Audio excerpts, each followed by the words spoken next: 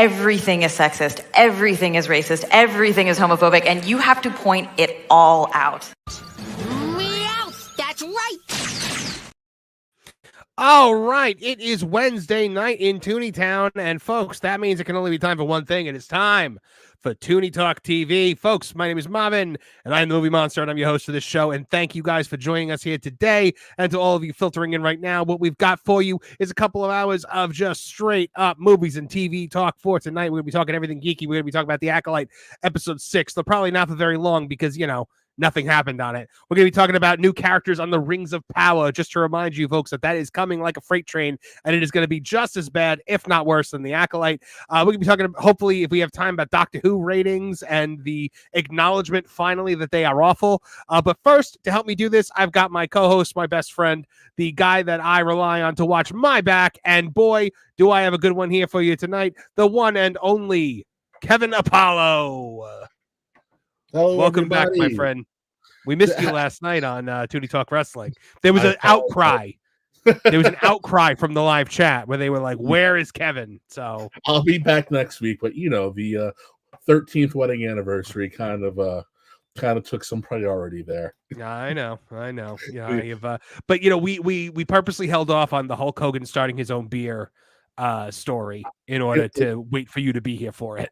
Yeah, it's funny. Well, we'll talk about it next week. I actually have a direct conversation about the Hulk Hogan beer, where interesting. Okay, a friend of mine and I were debating on if the company decided to accept a sponsorship, is he still nuclear, or is it just white women complaining about it? It's yeah. All right. So also joining us this week from that park place, he is our good friend, battling some allergies this week, but battling back, Mr. Martin Stone. Martin. Who is muted. Martin, you mute. I am. There you are. No longer. Howdy, gentlemen. Welcome, my friend. So Martin, are you caught up on The Acolyte? Not that you would have missed much if you missed this week. Yeah, I watched it. I'm not sure why I watched it. But it did. It was, I mean, it made you more prepared for this show. That's why we watch it.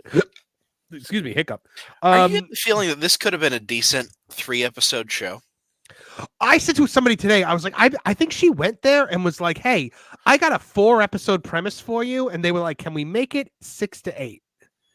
And she had to just stretch it because the episodes are super short. They're just getting shorter. And like you have whole episodes where gloriously nothing happens. And this was one of them. It was, I couldn't believe it. And this was definitely the thirstiest episode of all time. Yeah. Like, yeah. I was shocked by it. I was just like, I can't believe that this is where we're at right now. Also, folks, joining us, you've heard his music over on Vacation Radio, the one and only stuttering guitarist. Hi, guys. How you doing? I'm doing good, man. How you doing? Howdy. Welcome to the show. Thank you so much. We are just getting into talking about a little Star Wars, but you've been your work has been tremendous over there on Vacation Radio. Oh, you know, Pro's a genius. I kind of wish he'd produced my first album. He's really good. Really good. Yeah, I mean, I've been listening to the live stream. I put it on in the car. I put it on. I like to really listen to it while I'm working as well, because like it's just nice, easy listening. It's great melodies. It's it works really. It puts you in a good mindset, especially at a time when you're doing things that you don't want to otherwise be doing. And also, folks, joining us, the one and only legend of Hollywood, Lou Wasserman's Ghost. I'm not even a legend in my own mind. I didn't even finish introducing you yet, and you were already quipping, Lou. Well, I've just been watching two guys build a 300-foot long building on a construction channel. That's the kind of variety I enjoy. Is that really what you want? How is that, like, you're just watching that like go up? These two guys that do post frame buildings in the Midwest, and they're brilliant, and it's fun. It's it's pros doing what they do well, which is always a contrast to coming here and talking about Disney. Yeah, of course. Oh yeah, well, we had definitely talking about the fact that the Acolyte definitely seemed like it was supposed to be a lot fewer episodes than it was. We are looking at a show that basically feels like it is being stretched to the fullest extent that you could stretch something. Guitarist, have you been watching? Have you been watching the Acolyte, keeping up with Star Wars, or anything going on with that? Yeah, I'm keeping up. I'm watching the streams afterward, kind of the synopses, because I had to cover the NHL draft and free agency, and it was insane. I think almost $1 billion in contracts were handed out on the first. I don't even know what day it is really? right now. It was crazy. The entire league Parents, swapped. when you tell your kids, why don't you get away from the computer, go outside and play ball, and they say, why should I? I'll give you a billion reasons. Exactly. And I guarantee you, nobody's going to pay you that to play Pac-Man or whatever. Oh my God! Pac-Man was your go-to.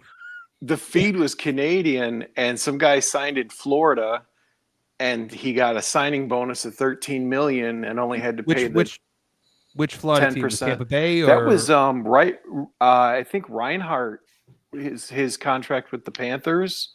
Wait, so it's physically where they're standing when they make the deal that judges the taxes? That's a good deal. You're not physically anywhere, so no, that's true. Some days that's very much truer than others. I got to tell you, shout out to everyone joining us. Shout out to everyone joining us in the chat tonight. We got Denisha Lane in the house. We got Scott Hall GV. We got John JID 999. We got Lisa B. We got Seth Francis. We got Ruben Hott. We got Tyler Golasinski over here. That is true. Them at Otto was smart enough to tell the difference between Mary Kate and Oshley. There are holes in the plot, but there ain't no hole in a washtub. And of course, we got a couple super chats. John JID 999 checking in says the one Jedi who sounds like Kevin Patrick. Ugh. I don't know which one that is. I don't know what Kevin Patrick sounds like. Kevin, do you know what I'm talking about? What he's talking about? No. Maybe it was that. They probably got killed by a butter knife. Oh, probably. Maybe it was that like skinny little like beta male Jedi that was like dreading any conversation with Leslie Headland's wife. Doesn't even narrow it down. What the hell was that? Oh my God. I'm like, wow. So we brought in like beta white male here to just like cringe every time Leslie Headland's wife opens her mouth. John JD 999 for $2 also saying so many dumb moments, complete waste of 30 minutes. It was. Nothing happened this week. Nothing other than thirst traps. You know, we got to we watched her literally ogle Smilo Ren. Yeah. Who's he talking about? The little commentator from Raw who got the color commentator who got fired over the summer. Oh, okay. Which one sounded like him? Was it the? Yeah, it was the one you said. Yeah, the little beta male. Kevin Apollo, what were your thoughts on this episode? Just the very concept of it, the plot holes, the galore, Jedi Master Squid Games being just a complete and utter waste of space this entire episode. God. So again, I'm still irritated that we turned the Jedi Knights into the Putty Patrol last week because they are the adventurers. They're the ones who do all the heavy lifting. And what he just slaughtered like 8 of them for reasons. With the exception of Padawan Chitara, who with the came in Padawan swinging. Chitara, but she got Swiss cheesed for it, I guess. And now I'm 95% sure now that she's actually dead. Yeah. No, we actually saw her body. How about Jedi Masters? How about Jedi Master Squid Games just like leaving their bodies there to rot? Like, why wouldn't you like try to bring their bodies back?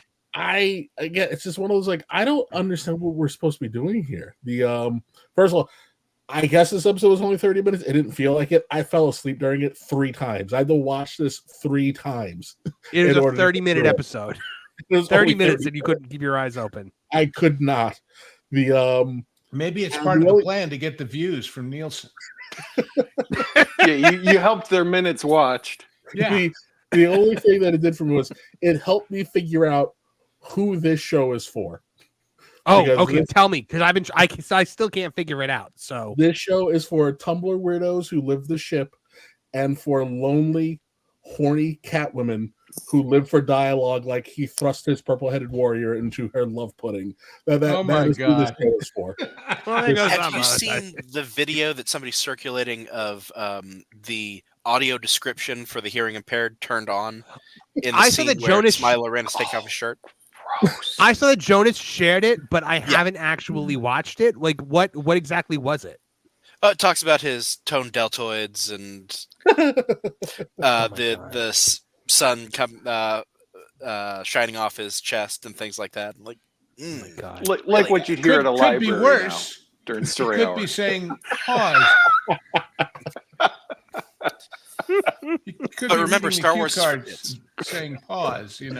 Space Dave 2000 dropping a hail in the chat right now. Love Space Dave 2000. He's one of our co-hosts on That Game Place, the That Park Place gaming channel, which, by the way, just needs a shout out. If you are not subscribed to That Game Place, folks, you really should be. We are talking video games there every day of every weekday, daily videos, plus our live stream. We did it early. It was me, it was Space Dave, it was Culture Casino. And I mean, look, we launched that channel a week ago and we celebrated 1,000 subscribers today. So I subscribed this morning. Oh, well, you might have been one of the 1,000th. But yeah, that game place is growing rapidly, and we could not be happier. I believe there is a video dropping today of me and Culture, and we are talking about Helldivers 2 and how far that has fallen. But yes, so the shippers, like the Raylos and all of that stuff, there's a Power Rangers conversation going on in the chat. It's like drawn my attention. Ruben Hart said they need Rita Repulsa to be resurrected to make the viewers grow.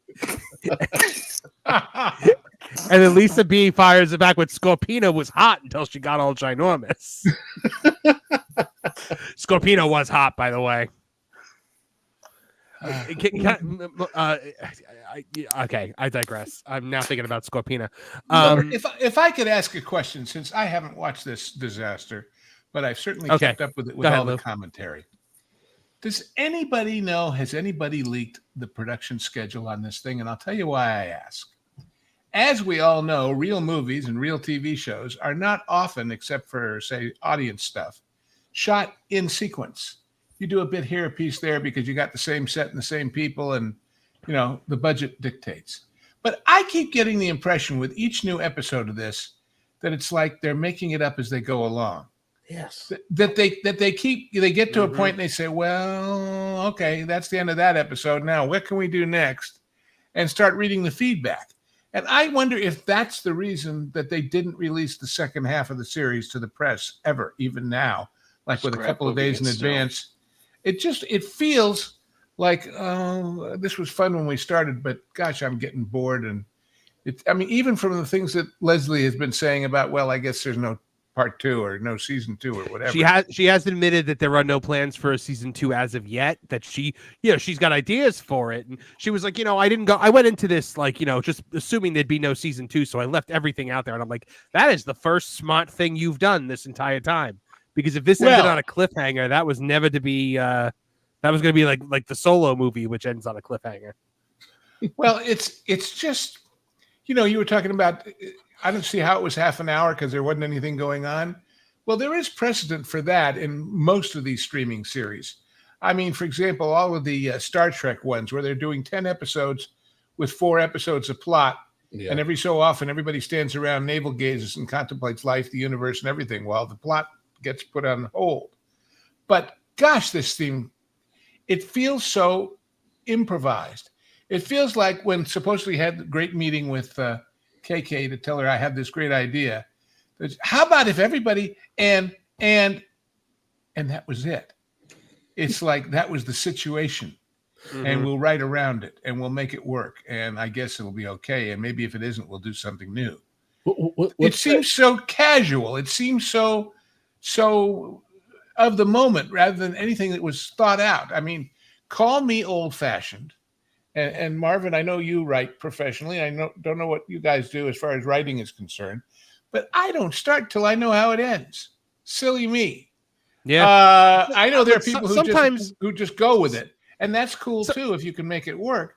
But I got to know how it ends, and I got to know who the audience is and who's going to buy it and who's going to read it before I invest all that energy in something that's liable to just sort of vaporize in the middle and go away. It may not be a good ending. Have to know. I may come up with a better one later, but at least when you start, you got to know where you're going to finish, it seems to me. And this thing doesn't feel that way. Well, I feel like because we have that great clip of Spielberg talking about KK that to me she's not good at anything. Well, it's we'd be talking about this spectacular scene, and instead of taking notes, and I say the guy walks into the door and he grabs the girl and jumps out the window, and then Kathy will chime in with, well, what if he grabs the dog instead? So I feel like Leslie walked in the room and said, "Here, I have an idea for this, that something that we want to do, the force is female." And Kathy, knowing that her life's work is to blow it all up, they figured out how to blow it all up, and she keeps asking about the damn dog, and so we just keep adding superfluous plot point after superfluous plot point, and just dragging this out. And here we are, 6 episodes in, and we're like, this could have been wrapped up in 3 episodes. Yeah. Which I don't know if any of you remember when Clue hit the movie theaters. I think that was the 80s. Yes, with the 2 endings. Yeah, actually, and more than 2, right? More than that. There were 3 or 4. 3 or 4, yeah. In fact, I just watched a terrible documentary about that the other day. Yeah, it made people angry because they didn't know what movie they were or what ending they were getting. So on the VHS, they put all of them on there. Or it could happen like this.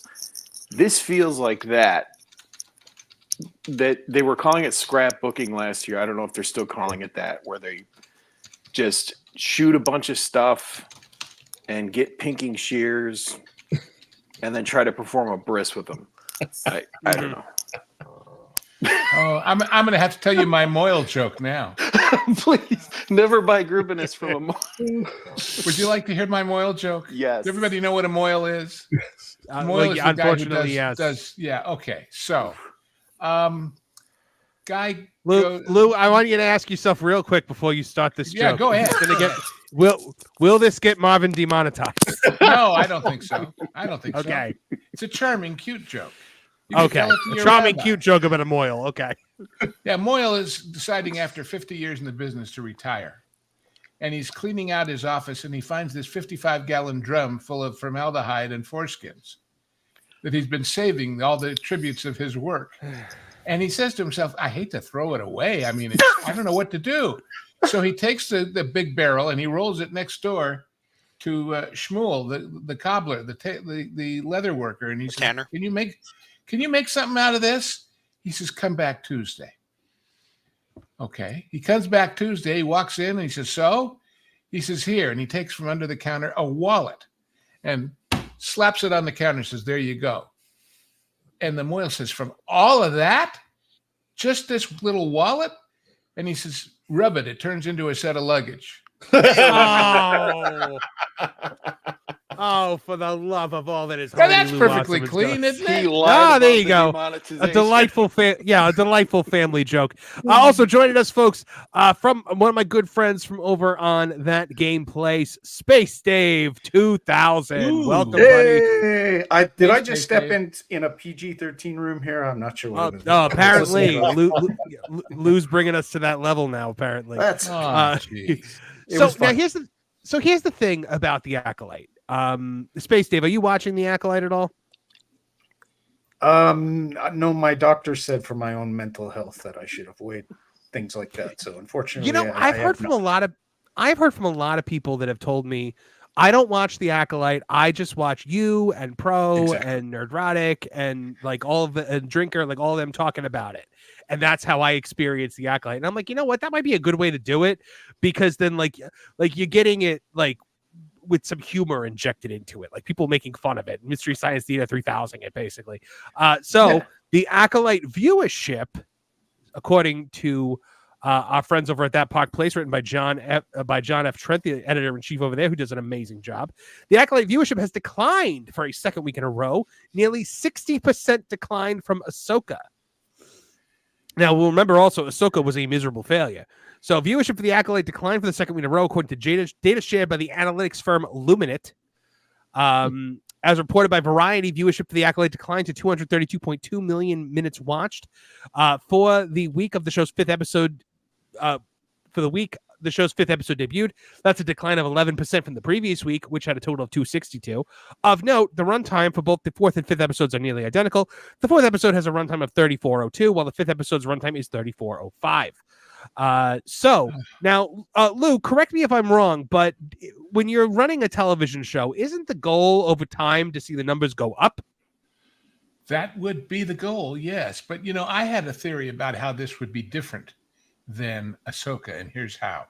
Ahsoka came out with everybody anticipating and excited. And when people saw what it was, it fell. And, of course, was a failure. This thing, everybody came in assuming it was going to be crap. And the ones who didn't bother to watch it at the beginning. But my suspicion when all the numbers are in on the whole series is that the numbers go up the first 2 or 3 weeks because people are hearing about how bad it is and they can't believe it's that bad. So they tune in. We saw the numbers for the third episode go up, and I think that was because everybody and their mother was saying that this is the episode that kills Star Wars. Right. And everyone just kind of wanted to watch the car crash. It's gone nothing but down again. So I'm just saying it's more of a roller coaster, but for the wrong reasons, because they are anticipating it can't be as bad as they're saying, can it? And oh yes, it can. Goodbye. So is bad press good press still, or is that but unlike a regular TV series, if there is such a thing anymore, but as we once knew the term, remember that the issue here with the viewing has nothing to do with the revenue. This is not selling commercials. This is selling memberships. And the question was, if people get fed up because they've been holding out, hoping that their dear Star Wars won't be dead, and maybe somehow this will redeem it in spite of what they heard in advance, when they find out, nope, they lose faith. And when they lose faith, they go buy their kids the discs of Bluey and walk away from Disney Plus. So the only real numbers that count is membership subscriptions and whether they defect or whether they never come in the first place. And so far, that's sorry to interrupt you, Lou, but that also, just by looking at the times of each episode and you being in the TV industry before, you can confirm those are not set up for commercials, correct? No, not at all. No, but that never stopped him before. I used to know a guy, a very famous editor, whose job in New York at CBS was to get the episodes of Danger Man, later known in this country as Secret Agent with Patrick McGowan. And of course, British shows didn't have any particular time. They were about an hour, about a half an hour, about a, and they didn't have commercials. And his job was to have it as it came in from England and recut it for America with the commercial spots. So can it be modified? Sure it can. But let's remember that if these things at 29 and 32 and however many minutes are so horrendous that very wise and generous people are falling asleep during them, hint, hint, nudge, nudge, wink, wink, not once, but twice, but 3 times, they ain't going to be any more eye-opening with a bunch of commercials padding them out even longer, because theoretically, remember, when we know there's a commercial break at so many minutes, we try and build to a climax and a bit of a cliffhanger within the show, so you'll stick around after the commercial's over. Which is why you couldn't channel surf without hitting a commercial every time you channel surf, because it was all synced because up, everybody was at the same time. Sure. And then, as I've told the story before, back when they started putting in those network news breaks at the half hours to promote the nightly news. Once I was doing a show that hadn't gotten a time slot yet. It was going to be a mid-season replacement show. And we got called from the editing room and told, 2 episodes ago, that scene with the film got screwed up. We got to shoot it again. Got to do some pickups from that episode. So we get all the props back and the costumes back and the set set up. And they bring down to the stage the tape of what they've got. And I saw something I've never seen in my life. 7 sets of time code at the bottom of the screen. Why? Because since they didn't know which half hour that show was going to plug into, and since every single half hour was slightly different because of those news breaks, they were cutting 7 versions of every episode at once. So, I mean, which is insane, but that's what people do. So there you go on cutting to time. But these things have no time and no space and no rule other than, again, we can talk all we want about how many minutes and how many this and how many that. The only thing that counts is, did we get a bump in the subscriptions, or at the worst, did we not lose any over this? Because that's what pays for it. That's all that pays for it. So now, if you look at this graph that we've got here, guys, this is streaming originals. Now, you're not going to see House of the Dragon on this because that is not a streaming original. That is still an HBO original series. So this has got the top 10 here. This is the first week. This is the week that you figured the Acolyte was going to make like a big, storm in. May 31st to June 6th. Eric was number 1 on Netflix. I've never even heard of Eric. Me neither. It was number 1. Dancing for the Devil, the 7 million TikTok club or TikTok cult, also was number 2. Geek Girl was number 3. Bridgerton numbers 4 and 5, so season 3 and season 2 all beat the Acolyte, by the way. You notice something about these top 5? What's the one thing that jumps out at you? Anybody? Netflix. They're all Netflix.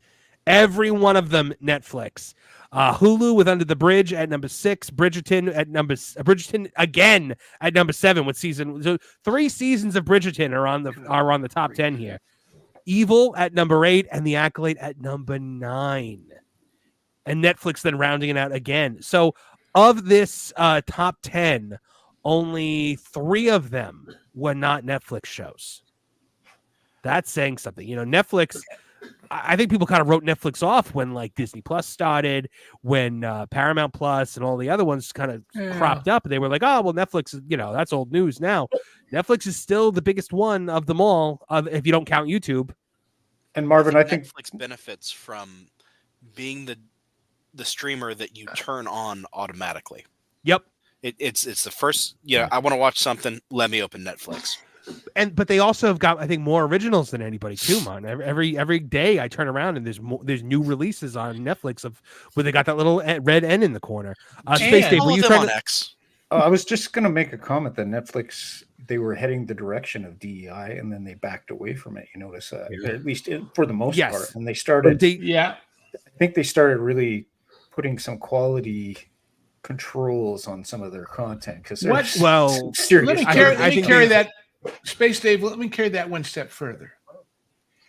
Netflix did what? They listened to the audience and changed course. Yeah. Universal did what with the screen-driven rides and everything? Is they listened to the audience, and now they're stressing no screens in certain rides at Universal Studios. Yeah.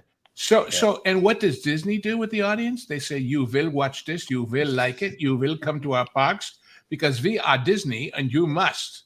And the audience is saying, screw you. Yeah, no, that's 100% true. Customer service versus consumerism. Lou, you can speak to this. I don't know if this is an urban legend or not, but I hope so. Apparently the show Family Matters didn't kick off hot in episodes 1 and 2, and there was supposed to be a one-time character of Jaleel White came on to play this nerdy character. Yep.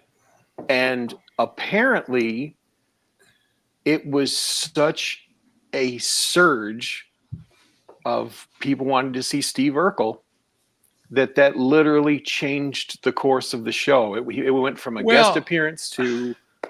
It was a guest appearance. It was wasn't that soon. It was like the 9th or 10th episode in the first season. So it was deep into it. It was in the first season, definitely. You have to remember, though, that show was a spin-off from... Perfect. Balky and Perfect Strangers. Yeah, she was the security guard at the department store. Mm-hmm. I thought she was the elevator operator. Yeah, but I think they moved her up or something. Anyway, they wrote this show about the neighbor from hell who falls in love with the daughter, and at that time, Jaleel had made a Jack in the Box commercial. I think he was 7. Okay. And they made the show and they said, he's too good. We can't let him leave. And they called his father and mother and his agent in, and they'd made the deal.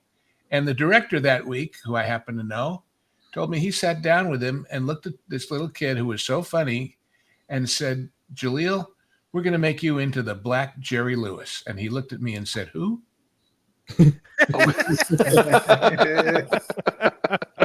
Well, he was only 10, correct, at that time? Yeah, 9 or 10. Yeah, something like that. And the rest, as they say, is. But they changed the series because of him. The network sees that one episode, Lou. So the network sees that one episode, and then they're just like, nope, this guy, we got to make him a regular. It's not the network; it's the producers first. But they just said we need to expand, and we'll bring him in, and we'll make it work, and And then the one daughter disappeared as well, correct? Oh, that was way later. Yeah, it was way later. The daughter disappeared. Rachel disappeared, and grandma, and the grandma. The grandma was gone too. I like the grandma. Estelle, my bell. Richie Cunningham's brother somewhere. At least they killed him enough. And Waldo disappeared too. Waldo disappeared. Yeah. Oh wow! And in all of those cases, it was agents thinking they could get more money, and them saying no, thanks, goodbye. Mm-hmm. But Waldo Faldo, and the wife got swapped out too. Waldo Geraldo Faldo. That's exactly what I was about to say. I knew you were fishing for it, Martin, so I wanted to give it to you. Waldo Geraldo Faldo. I love that guy. But yeah, no, that is a great example of listening to the audience and adapting. It is that mentality of I know better. It's people who understand the name of the game is to get people to watch.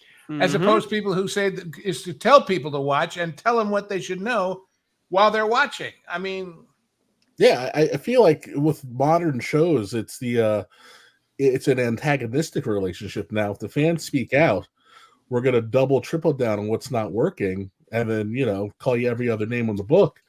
When really, it's just you're just kind of passionate about the product and you want it to succeed. And sure, yes, there's always been a psychopath or two who takes it too far, but that is the niche minority. Everybody else is just like, hey, we have an impassioned opinion, please help us help you. And you get punished for liking something now. Well, look, the feedback loop of we're going to put out 10 episodes, we're going to film more while those air. We find out what works and what doesn't. While we're making new episodes, we can pivot. That feedback loop is broken now. I think I'm partially because people in charge. I'm frankly amazed at this 10 episode, and you can speak into this, Lou.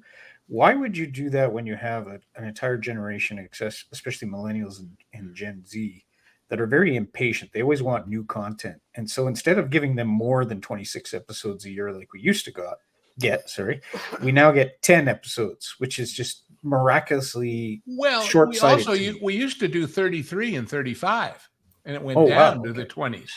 Yeah. If the early 60s, it was 33, 36, depending. But you have to understand, it's a scheduling issue. Streaming knows no vacation. Streaming knows no ratings hiatuses. Remember, on regular network television, there are no ratings during the Christmas and Thanksgiving period because A, there's all these specials that would interfere, and B, people are not at home. They're traveling. The same thing is true for why there's the summer hiatus, because they know that the numbers are going to be inaccurate to the real demand of the show, and the sponsors know that, and it's all figured into the game. But again, when there are no sponsors and there is no regular, and when none of these things are on Tuesday night at 10 o'clock, watch it or miss it, when all of them are streamable at whatever hour of the day and night you want to stream them at, all of those factors go away in a big hurry. So as far as how they came across 10 or 8, well, when you're spending more to make 8 than you used to spend to make 25, 180 million. Yeah, $180 million for 8 episodes of this. Every episode I will costs remind more than you Godzilla minus one. That every one of these has the same basic crew size, the same basic cast size. So the fixed costs of having a prop man, renting a soundstage, going on location, whatever it happens to be, are there no matter whether you're making a feature or a TV show or what. The reason why features are more is because they do fewer pages a day. They just do. And they take longer. And so time is money. But like, my question is also with this budget, like, where's it going? Because the show looks like garbage. And so it's like, where were they lodging these people? What were they eating and catering? Like, where was this money going? Yeah. I watched yesterday. I decided to go back to some of my old series, Andy Griffith and Little House on the Prairie. And I'm looking at the first few episodes of Little House on the Prairie. They've got a lumber mill. They've got these homes that look amazing, actually look, handmade. It felt authentic, and I'm looking at them because I'd torn off roofs with those oak shims. I'm like, man, it all looks really authentic. And Star Wars looks like a soundstage or a high school play with, just scatter the bodies around. Well, of course, you don't have anything to compare it with as far as finding a house and saying, oh, it looks just like the ones on, but still, there is a mentality, I believe, at Star Wars land at Disney right now. And I say that because it certainly was true with all the Marvel stuff too. Well, it's Star Wars. People will watch. We can afford to spend it. Remember, I was talking about this with Pro. What was it? A couple of days ago, we did a show about the contracts and about staffing.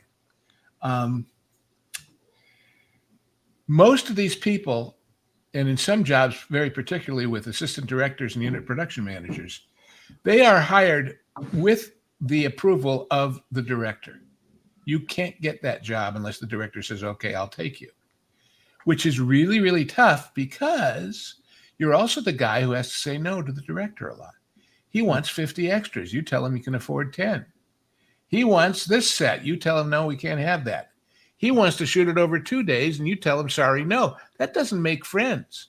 So on these shows with Disney, everybody says yes. Everybody says, oh, sure, why not? Lou, you notice who the first person that was fired from the Acolyte was that producer that they had. She gave up that that role with Apple, and she came to join them, and they fired her before things started. It's because she started telling them no.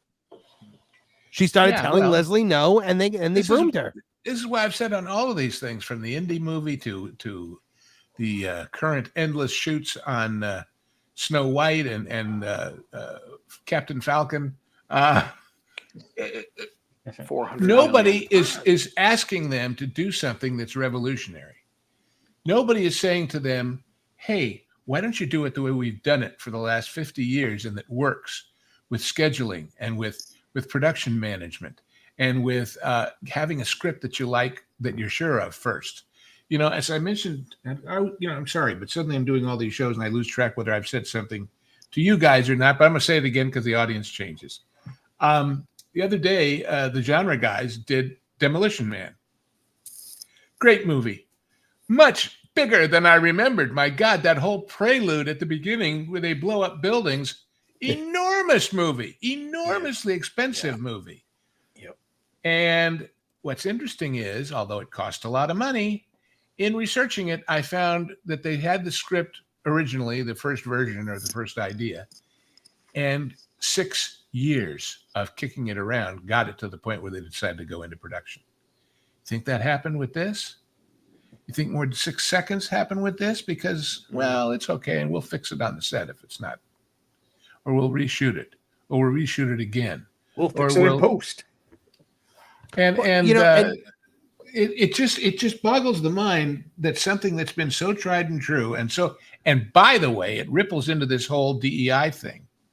Because remember, among the documents that this lawsuit by this group, I can't think of their name now, America First Legal, is pursuing with the EEOC about discriminatory hiring and all that, in the actual documents that Disney printed, posted, gave everybody to ensure that they were being diverse, it gives a message to producers and production managers that says, when you are going to hire, let's say, a first AD, and you're thinking of somebody you know who's done the job before, done it on time, done it on budget, and you know they're good people to work with, and that's who you're leaning to hire, pause and consider that maybe those things are not as important as what color they are.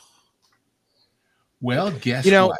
If they make you do that, then the primary consideration is not getting it done on budget, is not getting it done on time, is not even getting it done with quality or competence. It's checking the boxes, filling in the blanks. You do that enough, and you're going to get a lot of crap, and that's what we're getting. For sure. And, we talked a bit before about listening to the audience. Now, when was the last time the Star Wars audience was generally overwhelmingly positive about a thing that happened? Kevin Apollo. I don't know, probably the Clone Wars or Rebels. I would say it was Luke Skywalker at the end of The Mandalorian. That was huge. Yeah, season 2. That was huge. That's true. So I tend to keep the Favreau verse in its own weird little bubble. I find it to be a very unique thing that happened by accident. Is it then possible, as it has been rumored, that they are finally listening to the consumers because Luke Skywalker rumored to make appearance in Dave Filoni's Ahsoka season 2? Not just an appearance, a big appearance. This rumor from instead of green. I think you have no choice because they did connect him in Ahsoka in Mandalorian, and we talked about this. I guess it was privately a few months ago. The destruction of Star Wars has been so thorough that you're watching Hasbro, the great assimilator. I think Hasbro was actually living by the mantra till all are one, and they're about to shut down their doors because they can't sell figures. Hasbro got so different that they released a Thrawn trilogy set with a Luke, with a Luke and Mara Jade figure because they can't sell anything else. And to me, that stinks of desperation because you know what the edict from on up high is. Wait, I thought Hera was Thrawn's big enemy. Yeah. His arch nemesis, Hera Syndulla. I thought allergy to blue paint was one of their problems. I don't know. He's like the Tin Man on the Wizard of Oz set. Yeah, exactly. Like Buddy Epson. Yeah. Yeah, but so what we're seeing here is the rumor. Now, this rumor comes from our friend WW Pro.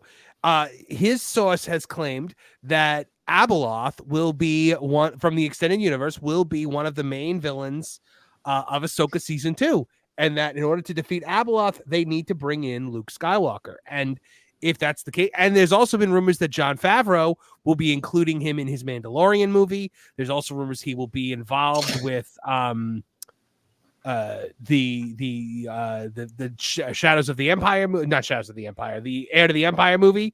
So are we going to, do you guys think it's possible that there might be an edict from above Kathy's head where it's like, you will put Luke Skywalker back in Star Wars? Was all of it before or after he made his glowing appearance with President Zombie? Mark Hamill notwithstanding, I don't want to get political about it, but I'm just saying This pro reported this. Yeah, I saw those stories, yeah, but I've also seen now there's some on the other side saying it's going to be Rey and everything. Well, so I don't know. And my question is this: my understanding is that when we last saw Luke, he was a bitter old man who died because he tried too hard to fix a mistake. Listen, I say fine, you're going to do this, but how about it's too little, too late? We know what the end of Luke's story is. We know that this is pandering. Yeah. This isn't a concession. This isn't a welcome back party. This is, we have screwed the pooch so badly. The corpse has been so desiccated that 1,000 years from now it won't turn into petroleum.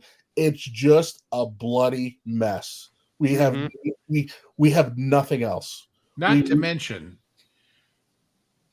Harrison Ford went on to do lots and lots of other things, nothing to do with Indy or Star Wars. What's Mark Hamill done? The Guyver. Joker. Animation, yeah. Mark Hamill made a very respectable career for himself as a voice actor. And as the Joker, he was brilliant. Yeah, absolutely brilliant. And I liked him in live action when he was on The Flash. I liked that. He was excellent as the trickster. Okay, but he was the Joker. Do you think the people mostly who watched that knew? No, a lot of people are very surprised when they hear that that he was the Joker. All I'm saying is he doesn't bring a body of work and a reputation on his own. He only brings that character. Why does it even have to still be Mark Hamill? Why do we have to have him be the guy? It could literally be anyone standing there that they can deep fake into Luke Skywalker at this point. It does not have to be Mark Hamill. Anybody can, and anybody can even without deep faking. Why are we? Sorry. So why are we so reliant on deep fakes? Like I think it's acting. You know, and you have Sebastian Stan in the wings, ready to go. He looks just like Luke Skywalker. Look, I just read today that they're starting a year from now to shoot a whole new Highlander with Henry Cavill and the guy that directed John Wick 4. I want to see that movie, don't you? Am I going to cry because it's not Christopher Lambert as the Highlander? I mean, I was addicted to the series. Let me tell you something, guys. I am which McLeod Cavill's going to be. Personally, I would go with Duncan. I would too, and I think that if they have it, Duncan became the Highlander after the first few movies. But Highlander is one of my top 5 franchises. So when I heard them remaking it, my immediate response was, "Oh God, no!" But then when I heard Henry Cavill, and then when I heard the gentleman who directed John Wick 4, I was like, "Ooh, there might be hope for this." Bring it on! Is exactly right. And unlike our friends over here at Star Wars, they have actually invested a lot of money into teaching the actors appropriate swordplay and fighting technique. So when we get here, again, one of the brilliant things about John Wick is that, yes, it is a cartoon, right? We know that one man is not going to fight 400 people and still make it up the stairs. But there is a lot of, and I just because my father does tactical firearms training, they are very true. They are very true to, into the use of weapons and weapon safety. And so it's like when you're someone who knows, you watch it and you can let go of the more fantastical elements because that little bit of realism is there. Yeah. Not to derail us, but I want to go back. Disney has become so reliant on deepfake technology and refusing to allow other actors. It's almost to the point. It's like, well, so can you never remake another Romeo and Juliet? Can you never do another telling of Othello or Macbeth because we don't have images of the original actors who played them? It's sometimes these roles need another performer's interpretation to continue to breathe life into it. Listen, George Lazenby was actually not a bad Bond. However, following Connery, no contest. That was the problem. So it's like, but then Connery. So maybe you need a Roger Moore. Like these roles need the performers. You're shooting yourself in the foot by like, as much as I love William Shatner, he is my Captain Kirk forever. But, and although, Chris Pine was written by people who don't understand Kirk, Chris Pine was actually a fairly decent Kirk. I thought so. I'd agree. Yeah. I like, and I'm a Star Trek fan, so but you know what? We're also seeing, Star Trek has a willingness to recast Kirk, Spock, Uhura. Star Wars, for some reason, just kind of does not have that like, other than making Ewan McGregor Obi-Wan Kenobi in the prequels, we have not seen a lot of we haven't seen a whole lot of recasting going on for legacy characters. And I think that we're at the point now where I think it's time where you can have a new Luke, Han, and Leia and kind of bring them forward. But I agree with you also, because we were talking about the importance of endings, of knowing where things end, where things, like, when you start the beginning. I can enjoy something when I know that I don't like the ending of it. Like, when I know that all roads lead to Jake Skywalker dying on a rock, I can't really get invested in Luke's journey before that. Like, I have not been able to rewatch Dexter or How I Met Your Mother ever again after I watched the way those shows ended. Lost. Lost. Those shows are so important. Like, the ending of a show is so important to my future enjoyment and rewatchability. I'm going to throw this out there. I think they grossly misinterpreted why people disliked the movie Solo, because they did try to recast. Obviously, you have a younger Han, you have a younger Lando, but when I watched it, I was so agitated, because to me, Billy D. Williams was like, he was like Carl Weathers in Rocky, right? Mm-hmm. He was a businessman. He was also a fighter, a smuggler. He could do every part of the job, and he was completely competent. He wasn't this foppy idiot. Pardon my language. Who's banging a droid? Yeah. Okay, yeah, and possibly and anyway, I won't dip the rating. But then they take Solo, and one of the things I like about Harrison Ford is he is who he is. I watched the early screen tests. I rewatched a 3-hour documentary on Star Wars just last week, and he was the same in the readings when he didn't think he was going to be the character, or at least according to this one. Yeah. That as he was when he was the character. And the first Star Wars didn't have a completed Millennium Falcon. They had the cockpit, they had other parts, but they were like building ILM as they were producing, Yeah, of course. But they thought, oh, it's because we didn't put, Harrison Ford's face on someone, or Billy D. Williams' face. No, you disservice the characters, and you have writers who brag about never having seen the original movies that think that would be a bad thing. You're misinterpreting the data. What you did is you took two icons in what Billy D. Williams did, and what Harrison Ford did. They were so good when they approach each other on the landing pad as the Millennium Falcon lands. As they approach each other, don't you get that feeling still, like these are gladiators of men? Yeah, like they're coming for it, it's on for a second, and then of course it's not. But Billy Williams immediately goes into business. Oh, I've got supply issues of every kind, etc. And he was competent to the nth degree. He could clear out the entire city with a quick hit on the microphone. He had, the headband, Mr. Headband going for him. But it's like, no, you misinterpreted why people didn't like Solo.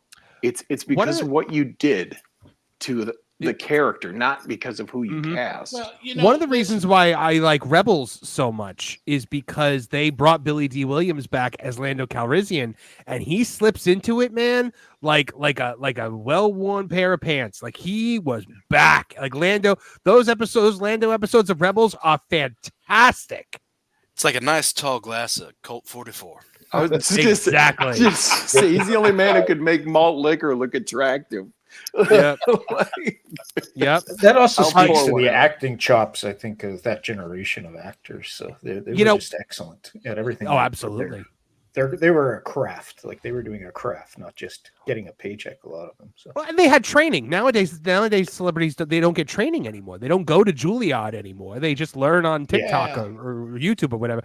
But I mean, so Tim Daniel, by the way, bringing up a good point about Highlander. Highlander will be good as long as they keep the Queen soundtrack. That is a must. Yes, that's what I don't want in negotiations to do. So I don't want to hear like some reinterpretation of Princess of the Universe or Who Wants to Live Forever. I want the original Queen soundtrack for it. So We only good. need the first minute and 25 seconds of Princess of the Universe. Oh yeah, of course. Nobody cares about that song beyond a certain point. After I Am Immortal, I have inside me blood of kings. I have no rival, no man shall be my equal. You're done. And let us remember, there are, as I know, as she knows, there are two kinds of music rights. There is the right to the song, and there is the right to the performance. The performance is the expensive part. I mean, by enormous degrees. I know of a show that had as its, when they made the pilot, a Randy Newman song. And they made a very elaborate animated opening credit sequence in sync with that song that was just brilliant. And then they're getting closer to, oh, hey, we're actually going to go on the air. And they see that the cost for the performance rights to Randy Newman singing it are an enormous amount of money to take a chance on with this new show that might die in 3 days. So they said, well, that's okay. We'll get somebody to cover it. But it has to be exactly on the beats because it's all synced to this credit sequence with expensive, irreplaceable animation. In days when animation was not CGI, it was grunt work. And they tried 3 different groups and nobody could do it. And they finally gave up and paid Randy Newman. So, that's why we got Eye of the Tiger. And they made 9 episodes of the show and it lasted for 7 and it should have gone more, but that's another story. Wait, Martin, what was that about? What was that about Eye of the Tiger? We got Eye of the Tiger because Queen wouldn't license Another One Bites the Dust to Rocky 3. So, oh man, thank God, because that wouldn't have fit well. So. Well, that opening sequence is cut to Another One Bites the Dust. That's why when you listen to Eye of the Tiger, that that's not on the beat. It's synced with the punches. Right. I'll tell you the funniest coincidence in the world is Frankie Sullivan, who's the guitarist for Survivor, who did Eye of the Tiger, is doing his first ever solo tour, or he's planning for it. He just got done with the surgery, and they were in talks. I think I can say this. I'll tell you later if you need to lawyer up. Thanks. Sadly, whenever that question is answered, the answer is usually yes. But they said that guitar that the model, the Stallion, they want to see if Frankie likes it, and Frankie has. If you follow his Instagram, because he's a fascinating individual. He loves art, loves his dog, and he's a great photographer. He went to his Chicago home. He has literal 1958 Gibsons, cases and cases and cases of them that he kind of goes through, and it's a month-long process to restring them and clean them. But he is doing his first. He's supposed to be doing his first solo tour, because pretty much Survivor, I think, has kind of retired. But Frankie's chops are incredible still. Just a masterpiece. To listen to even a 30-second clip of him warming up, he's just that good. One of the many things that makes me sad I didn't find all of you guys earlier. Just before I started playing here, SG, I sold my 1934 Gibson tenor in the original case. I bet you would have found it more. It was, I felt like Django Reinhardt when I played it, so, and I bought it for $250 at a used instrument sale in LA. Oh, So anyway, wow. It had, those old wicker cases. Yes. It had one of those, and the purple velvet inside was like it just came off the loom, Oh, really? It was that protected and cared for. It still had the original strings in the sort of yellowing wax paper envelopes, for God's sakes. That's so incredible. Anyway, those were the days. That's incredible. You know what? Now I'm thinking to myself, I'm wondering about like soundtracks, and I'm thinking about Highlander soundtrack versus Rocky soundtrack, because both are just astounding. I think I got to give the leg up to Rocky just because more movies, more iconic songs. But I love the Highlander music so much. And by the way, Highlander the series over Highlander the movies. Yes. Yeah, I was in the same place because there's a guy playing guitar in the credits. Yes. Yeah. Highlander the series forever. Like right? Was that Joe could actually play in real life, right? He was a musician, right? Yes, he loved the Strat. He just sit on the stool and just go. It was beautiful. Oh, I love it. But yeah, the characters that created, Duncan and Joe, and I mean the villain Richie, and villains like Callus, like I mean that was things like the Doc quickening when Duncan had the Doc quickening, that was unbelievable. So good. The barge as a home base, and yes, I love the barge. When they would go to Paris randomly. I would love. Well, wait a minute. You want to feel like that? Have you seen the new version being made, and it's on? I guess it's on Amazon. Of the Dutch show. Why can't I think of the name? Shame on me. Built all up to that, and then it went out of my head. I'm old, and I just took a long trip, and I'm pooped. But aside from that, 13 days ago, I had jet lag. Come on. I know the theme song, but I can't think. Well, anyway, they've got a boat in that thing that he lives in that makes that barge look like a tugboat. Vandervalk. I'm never sure. Vandervalk. I don't. Oh, okay. I'm not sure which home base I liked better, the barge or the dojo, because both were amazing. I loved you're training an immortal before the first time he dies. I loved that dynamic of yes. You and then feel it. We didn't know Richie was immortal until he dies, right? Like Duncan knows, but Richie doesn't. Well, he detected it, and he went to kill him. And he was a petty criminal. Yeah, what are you doing? He was a thief. And Duncan figured out he hadn't died yet, and he's explaining to him when this happens. And I think it was a season finale of maybe season 2. Oh yeah. When this happens, we can't be in the same place ever again. And it was this great tension because the student master relationship, it was very like kung fu, and it was just there's going to be this point where they can never be around each other again. Well, Duncan ends up taking his head, doesn't he? Like if I remember correctly. I think later. I think he. I think in one of the last seasons, Duncan kills him. Second to last season. Yeah, I mean it's the inevitable, and it's horrible. But that dynamic, the tension of, is he going to accidentally kill him during training? And there was even and they kind of expertly did the thing with Richie, because in the first episode when he senses Richie, they make it seem like, because then Slan the cat and Connor come in like a minute later, so you can assume that he was sensing them. Yep. So it was just so well done. Just everything on that show. Loved it. Great show. Even the Raven wasn't bad. The Amanda spinoff that wasn't bad. The Raven was fine. I liked Amanda, and Amanda was such a good character. I really liked her a lot. I liked anytime she popped up. But my two shows from that era though were like it was Highlander and Babylon 5. Like those are my shows. And Babylon 5, say what you will about the graphics, but the acting on that show is fantastic. Bruce Boxleiter, lighting it up. Was it Peter Jurasik who played Londo Malari? Mira Furlan as Delenn. I mean, these guys. I mean, if people never watch Babylon 5, I'm always like, you have to watch it. You have to ignore the graphics because they're very 90s, but it is good science fiction. And if you want to go back and watch a 90s based character in a liberal 90s show, Garibaldi's your man. I love Garibaldi. Garibaldi. I'm so sad. I found out recently that actor died. Yeah, a lot of them died. I think Garibaldi, Zach, Jakar, and Delenn was recently, but and Franklin, they're all dead. Yeah. Which, oh my God. And then but Sheridan, aka Tron.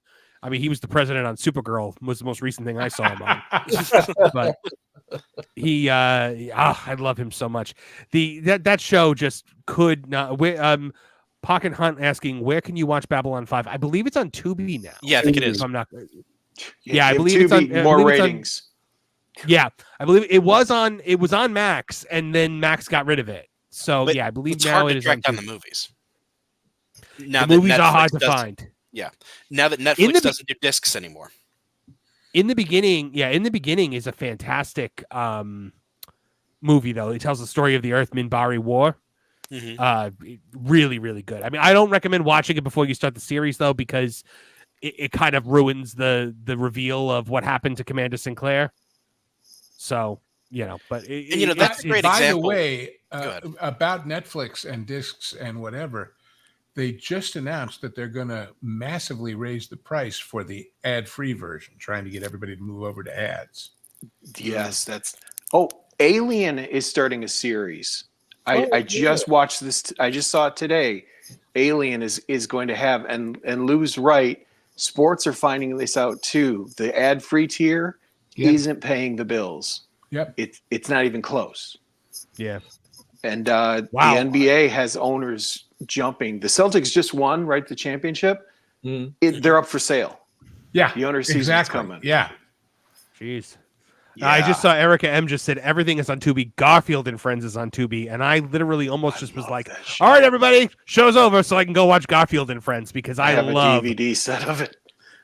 You know what? I just last night on the Acolyte after party, I cracked up Pro because it said something about somebody being sent somewhere, and I said, "You sent him to Abu Dhabi like Nermal the cat." Yeah, he was just like that was a good pull. A couple more Super Dave sending us a Tooney. I love this panel. We love having you on this panel, Dave. Thank you. Dave. John JID 999 for $2 says the Acolyte washtub beaver needs to go. So annoying. He's talking about them at Otter. The bloodhound. Is that a euphemism? I was about to make a nasty joke. Let's not make the nasty joke. For the sake of the newly monetized channel, let's not make the nasty joke, but we can all imagine the nasty. Also, I think someone would like to be on a Jonas show again. I can't breathe. If we change it to a hedgehog, does that work? Lou, let me ask you something coming from the Hollywood background. Can you honestly say, if somebody put these scripts in front of you, would you fire the person immediately or think they were joking around with you? I would ask them who their friend is who wrote it. And fire both of them. But you see, wait a minute, there's an important thing out of that. Does anybody remember not that long ago when the people at Disney and Disney Plus were announcing that A, they were only accepting submissions of things that were woke, and B, that quote unquote, we've received submissions of pilot scripts and ideas for series that are some of the best we've ever seen, but I remember that. We're rejecting them on that grounds. And I thought, and where do they go from you to your competition? So you're taking, look, buying and selling commodities, whether they're TV shows or pork bellies or anything else, is partly about buying an asset. It's also partly about denying that asset to somebody else. Yeah. Any of you playing computer games, I always get laughed at because my game is old, but Civilization 4. But part of that game is denying assets to the people who might be your enemies. If you're smart, the first thing you do is go grab all the iron you can, so they can't make weapons that are better than yours. In the world of wrestling, Lou, in the mid to late 90s, the WWF was signing young wrestlers to contracts that they couldn't even use yet. They had no room on the roster for them, but they would sign them just so that they wouldn't go to WCW. That's how Edge got signed. And the same thing is true with lawyers, because if you're in a particular kind of business and there's 8 top lawyers in that business who either you could use or could be used to sue you, you put them all on retainer, and now they have a conflict if somebody tries to hire them against you. So it's really a 2-part question, because I always go back to Michael Eisner talking about how his biggest fear is that Disney would hire someone who wasn't creative. So how much of this has to do with uncreative people in positions who just their only actual skill set is to purchase and acquire. And then the other part is, well, where's the accountability now? Because we have really, between TV and Hollywood, we've seen a couple of decades of steady failure. Success is very rare, and it's either a booming success. You can't even really be a mild success now, or they'll pull you up a TV. You don't really get the chance to grow and expand your audience like a beloved sitcom from the 80s or early 90s. But you have to remember that back in the days of ABC, CBS, NBC, even if you were number 3, even if you were going to get canceled at the end of the season or even before, you were still getting millions and millions of views. And therefore, for some advertiser who didn't have money or whatever, you were of value to some degree. Now, when there's 250 things not to watch, accountability is harder to measure. It's like I said about measuring Disney Plus by standards of views is not the issue. The issue is subscribers. So the greatest joke I've ever seen about the multiplex of madness, or whatever we want to call it, of cable TV and then streaming, is in the movie Gremlins 2. Which is a great, fun romp. Just the first one was more concentrated, but still. Yeah. And in Gremlins 2, you've got, what's his name? Anyway, guy playing a Ted Turner-esque TV mogul with umpteen zillion cable channels. Yeah. And Phoebe Cates is the tour guide on the studio tour. And there is a scene, it's just a throwaway background gag, but it kills me every time, and it's worth going to find just to watch. She's walking down the huge hallway with all the big elephant doors to the different studios, each one for a different one of his umpteen cable channels, and how specialized they are. And as they walk by, this door opens, and these 2 guys come out, and they're dressed like Robin Hood. I mean, the tights, the hat, the bow, the arrow. They shake hands, walk away, and one of them closes the door and walks the other direction. And you see the sign on the door that says, "The Archery Channel, 24/7, 365. And little did we know that joke would come true. Oh my God! But it gave advertisers a real problem. If you were Coca-Cola, you advertised everywhere. Yeah. If you were Ford Motors, you advertised everywhere. And if you made, carburetor rebuild kits for 1950s Chryslers, you found the Chrysler Channel and you were in Hog City. But if you were anywhere in between an extremely niche marketed specialist advertiser or an enormous everybody uses my product, where the hell did you go with however many dollars you had to spend? It was a real problem. And so when you say remember when NBC gave away free advertising time on the XFL? Oh yeah. Of course, I remember when ESPN only had Australian rules football and, I don't know, full contact tiddlywinks. There was nothing open to that. And Body by Jake. Yeah, well, there you go. Body by Jake. But the point is, when you talk about accountability, where is it anywhere else? Well, you know what? You want to talk about accountability, politics, and everything else, but we don't do that here.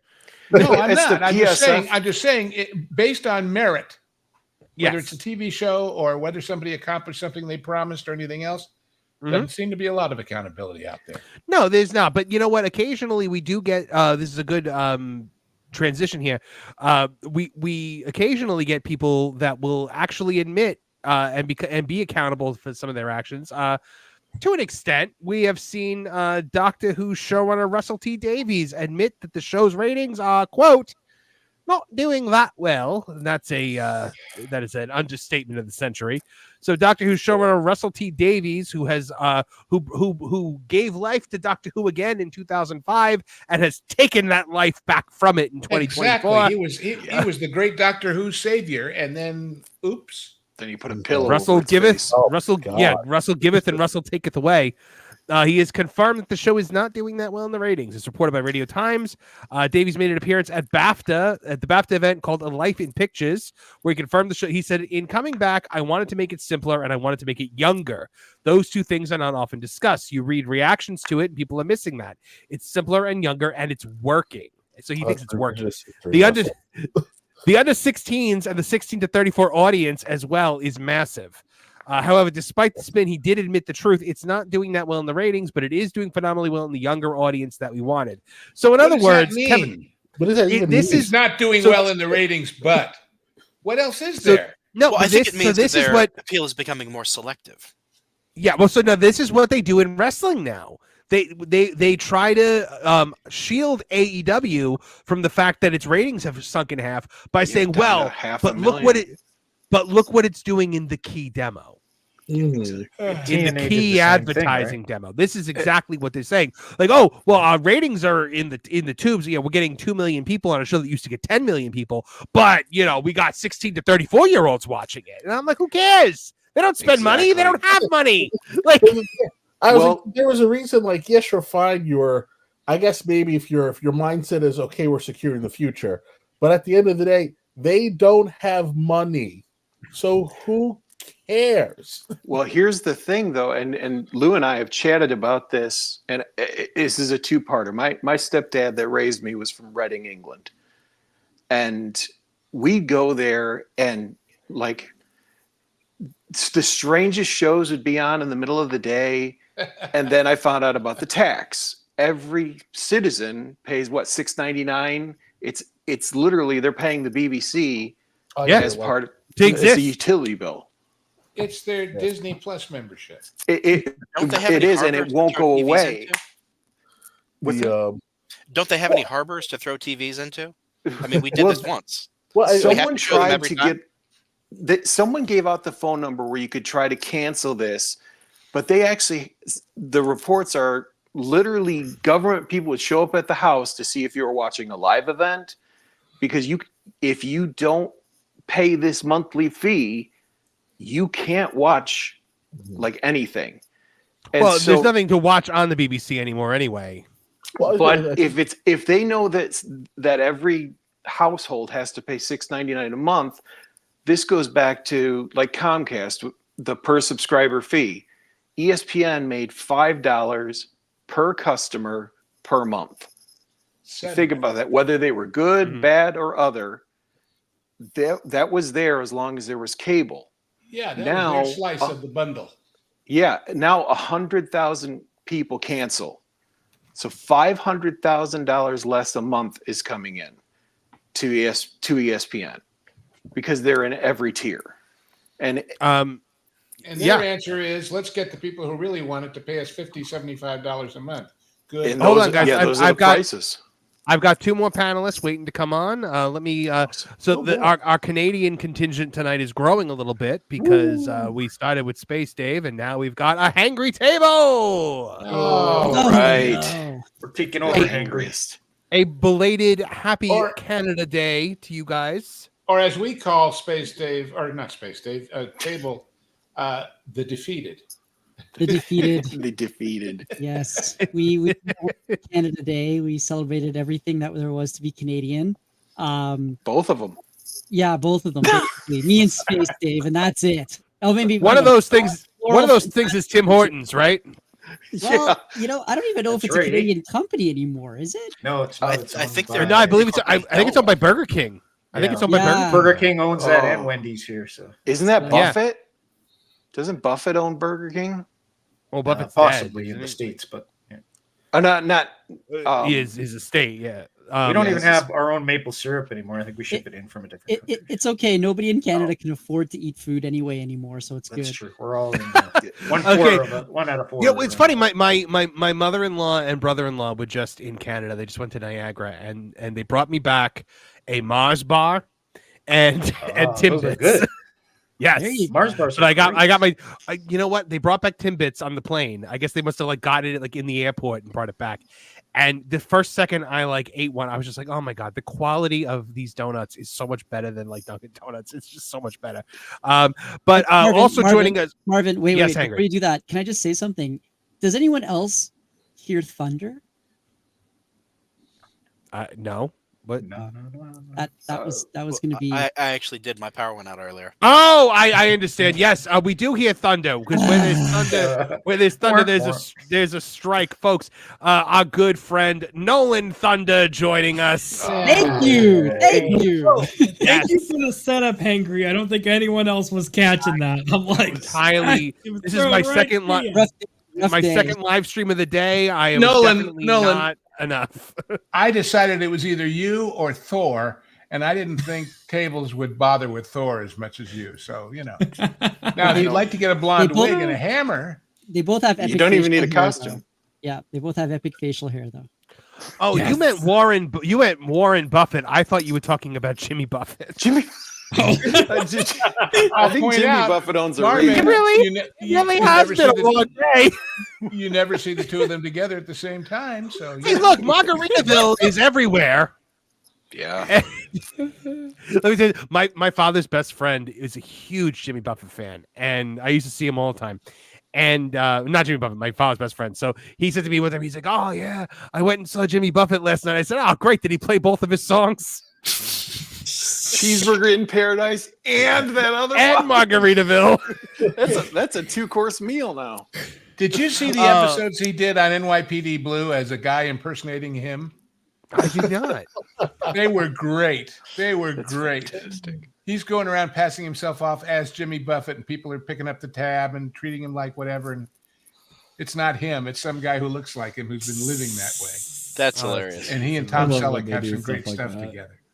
That's amazing. Okay, stuttering guitarist, I know you have to head out, so why don't you tell the people where they can find more of you, where they can find your amazing work that you do? Oh yeah, please go to frankstaloneguitars.com. You will see something that looks like this. It's not plugged in. So this is my design. Wow, that's gorgeous. This I have the second prototype in the other room that I'm shipping out.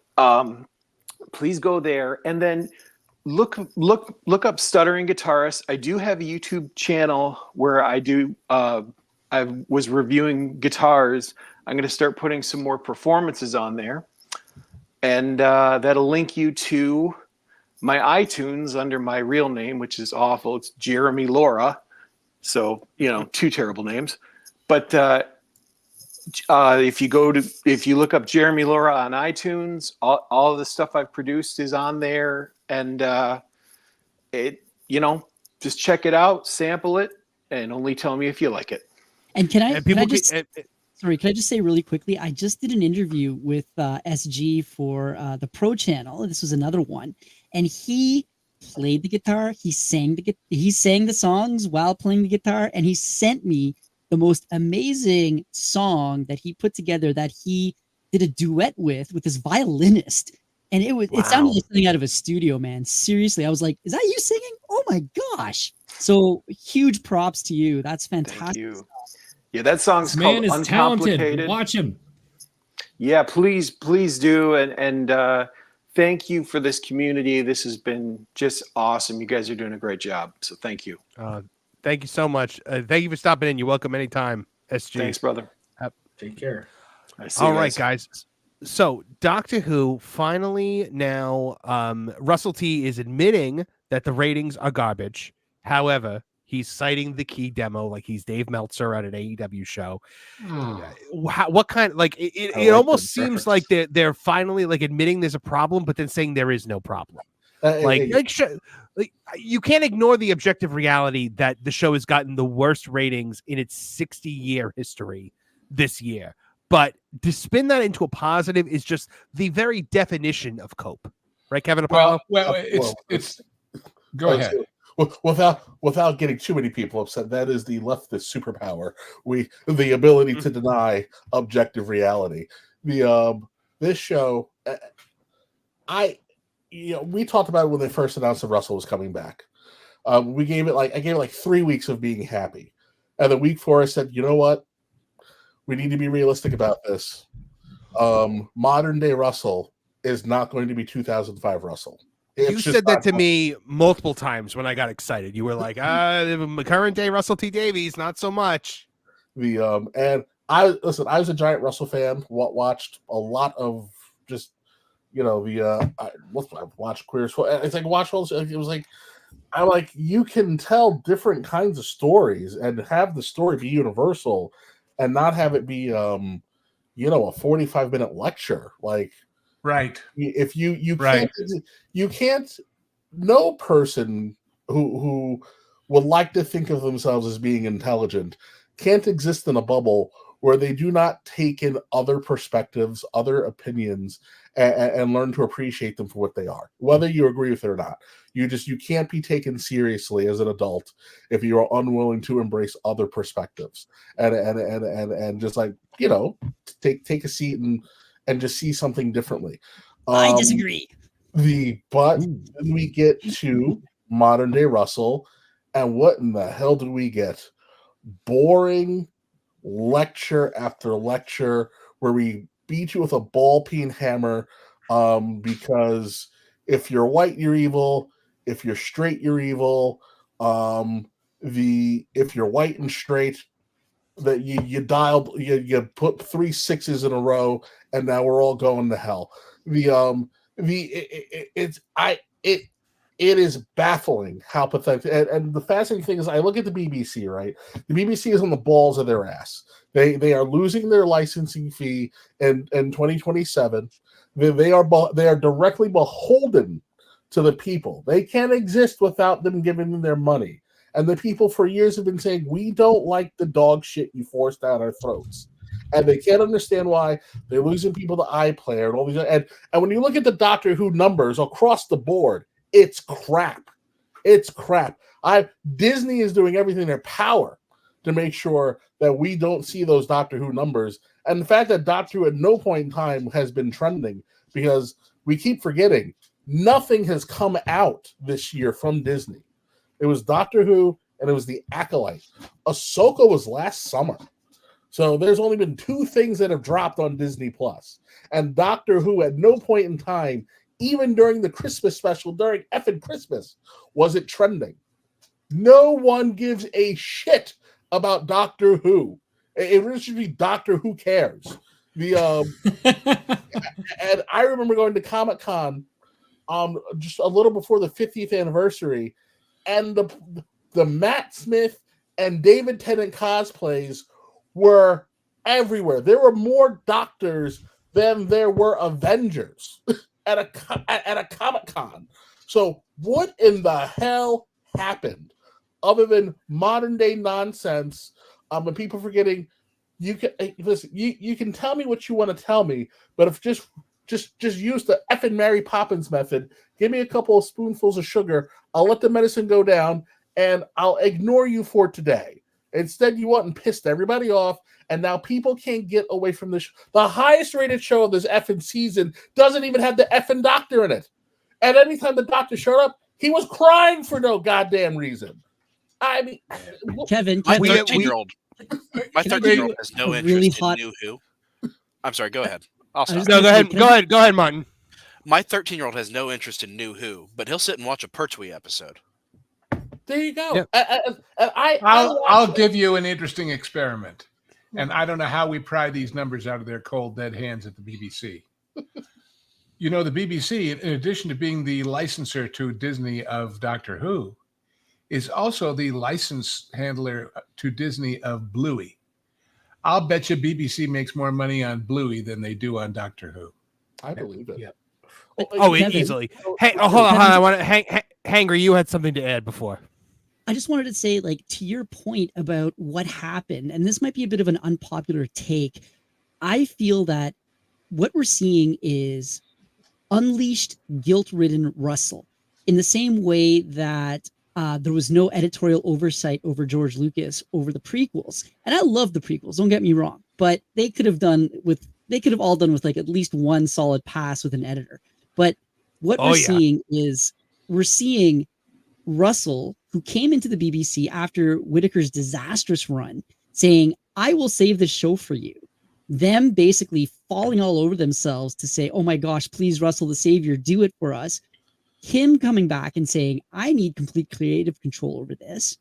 And as well, being him deciding to unleash everything that he had pent up and kept in and was reined in and probably was told, no, you can't do this. No, you can't do that during his original run. So, and that he feels guilty about because he's a true believer.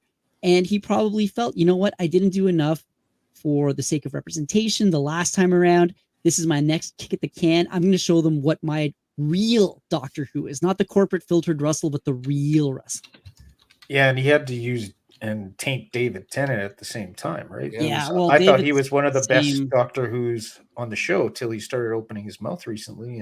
But Tennant was a willing participant in that. Now he is, but he's done the same thing, right? Which is he went from one of the most. That's what caught my attention to Doctor Who back in the 2000s was David Tennant, and then I decided to keep watching. It was great until I noticed the shift when they went to Peter Capaldi. There was a shift in the show, and I slowly began to lose interest. And then you could sense what direction they were going Dave, with the series.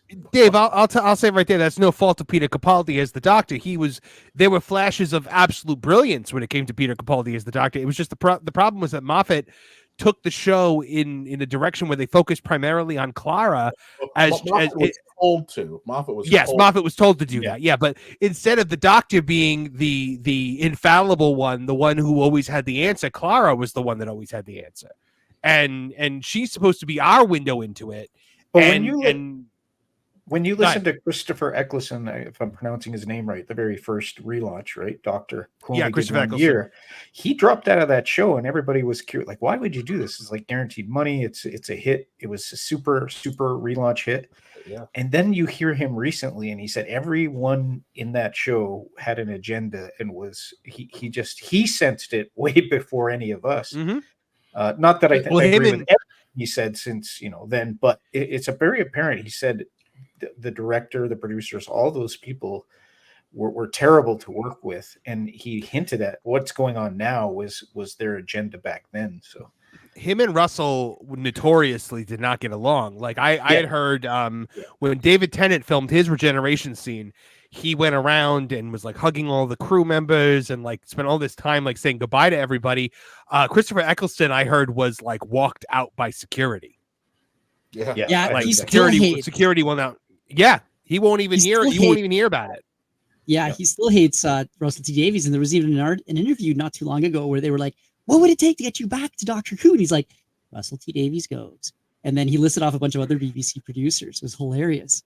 Mm-hmm. Yeah, because he's been the only holdout to reappear in all of the last, I think, 20 years, right? So, so the 50th, I believe, was conceived to be Matt Smith, David Tennant, and Christopher Eccleston initially, and then when he wouldn't do it, that was when they had to create the concept of the War Doctor, which I'm also thankful for because the War Doctor was amazing and I loved him.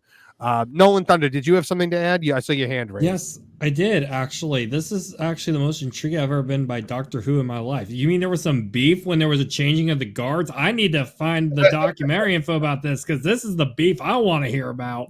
Kevin Apollo, I feel like you probably know what the beef was, if there's anything to know. Well, you said it. It was a major hit.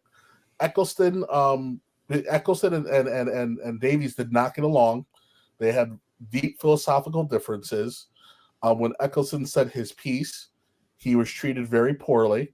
He felt like he was pushed out, so he quit, and he has held a grudge ever since. And my God, is that axe grinding mightily to this day. And I would like to the point that I think Eccleston is probably somewhere doing a victory lap. Going, I told you. And he should. And he should, frankly. And I have to say one more thing. Another thing that's very fascinating about what's going on currently with Doctor Who is the BBC will not release the fan appreciation index. They keep track of the public opinions of the show. They've released it every year for decades, and this is the first year where they will not release the number. And Doctor Who, I guess for us would be .co.uk. Usually post it because they're the most reliable Doctor Who outlet, and they've even said the BBC will not give it to us without a reason. And I really think it's because when you talk to the people, they're like, "This show is dead," and we are upset. And it is a shame because when you look at the pantheon of great legacy IP, the Doctor Who and Star Trek, are some of the oldest, most vibrant, celebrated science fiction programs out there. And I remember sitting back because their 50th anniversaries aren't that far apart. And I remember the absolute glee I had during the Doctor Who 50th. I remember I was coming home I had to go to Tennessee for something. I was trying to get home on time to be home for the 50th. And I watch it, and I'm like, oh my God, this is effing amazing. It's everything I wanted. We found a way to get all the doctors in. It was beautiful. Tom Baker got me all misty-eyed at the end. And then I'm like, okay, Star Trek's turn. And what do we get? A graphic that didn't have William Shatner in it. The overpraising of everything that came from STD. And then Alex Kurtzman promising more awful movies that no one wanted to watch. And we couldn't even get Star Trek Beyond out on time.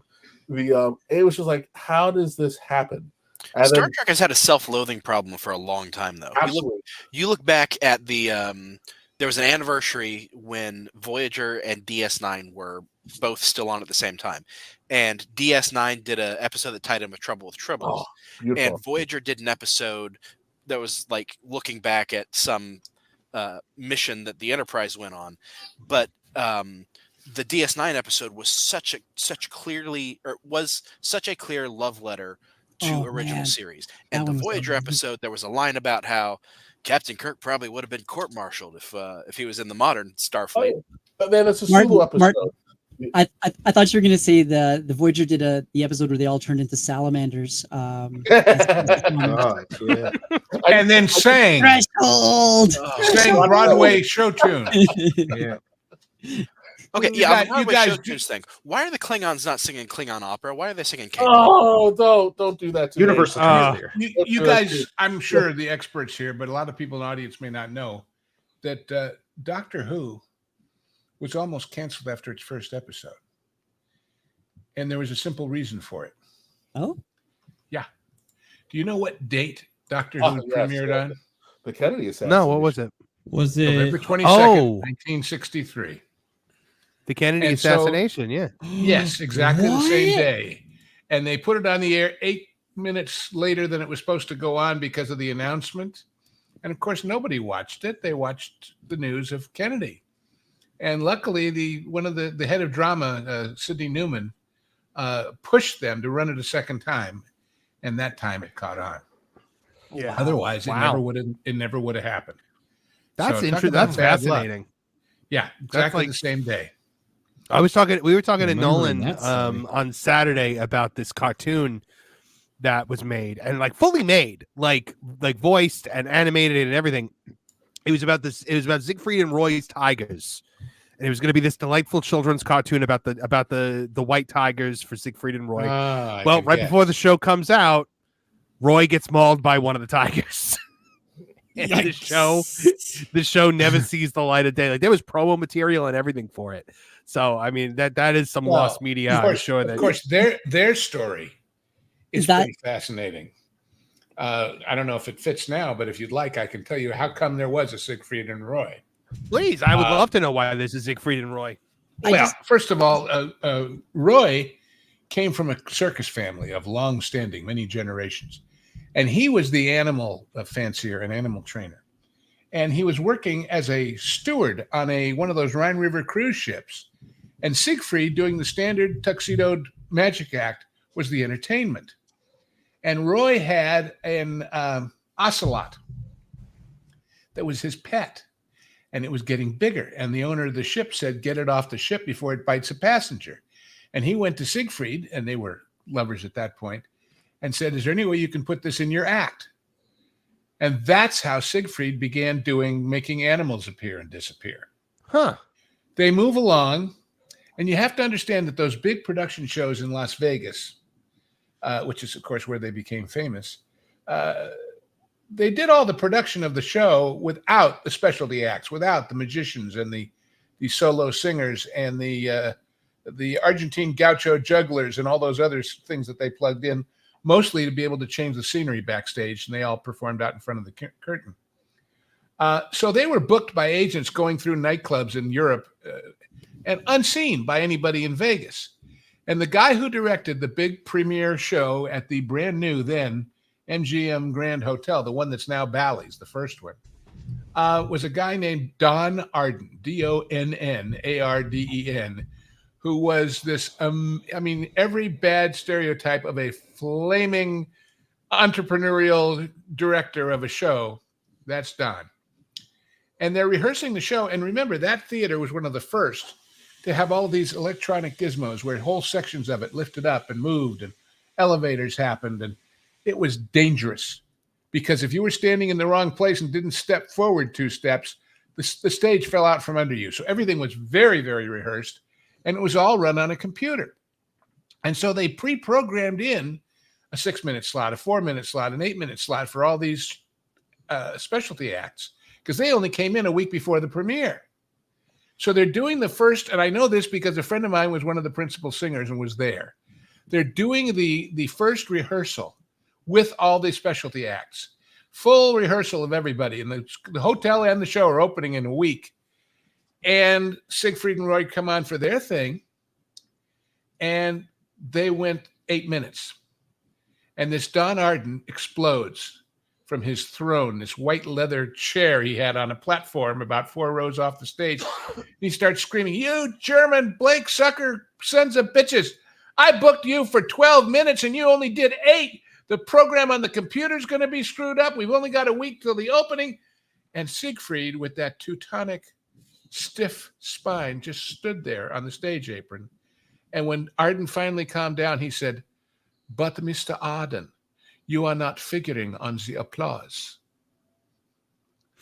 Oh, that's a good that. And sure enough, opening night, they were long, not short, and they went on to these huge careers. But I mean, these guys, man, they had cojones, as they say, because they were nobody then. They were absolutely nobody, And right.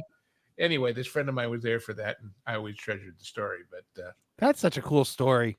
I love that. And then, of course, it all went wrong when the animals, you got to remember with animals, they're never safe. They're never big cats.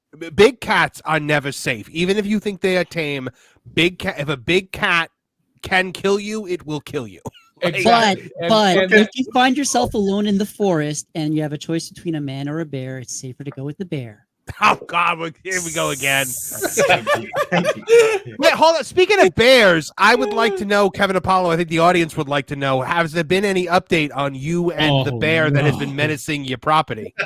How's the feud going? So I purchased a gallon of Pine Sol. It's apparently bears hate the smell of Pine Sol. And I filled my garbage can and I fill my garbage bags with it every morning or every night. And then I put a little carabiner on my shed. Thus far, he has not figured out how to open the carabiner, but I know he's been there because the shed was moved. He was clearly very annoyed he couldn't get the doors open. But so far, I am winning. I'll say I have won. You've got to get with Culture Casino. He collects bear stories, Was there a hole in the side of the shed, or was the wall gone? Well, it's like a little resin shed that sits against my garage, and it just faces straight out. When I came out Monday morning, it was turned very much so to the side, as he was trying to figure out how to get it open. You will not beat me, Kevin Apollo. I can picture the X update now on his account. It's like this son of a bitch is making it harder for me. I'll show him. So I have taken games 3 and 4 of probably our 7-game series. I'm glad you got your heat, because I was upset that the bear had gotten so much heat on you up to this point. Oh, he was lighting me up 3 times in one day. Honestly, that was an insult to my honor. But are you playing the baby face, or is the bear the heel? What's going on here? Who's who? The bear's the heel. Definitely the heel. He's a heel. No, the bear. Kevin Apollo is the ultimate babyface. You have to understand. That's true. He does look like a babyface. Yeah. That's cool. Yeah. The face maybe. But no, the rest. That's a big baby.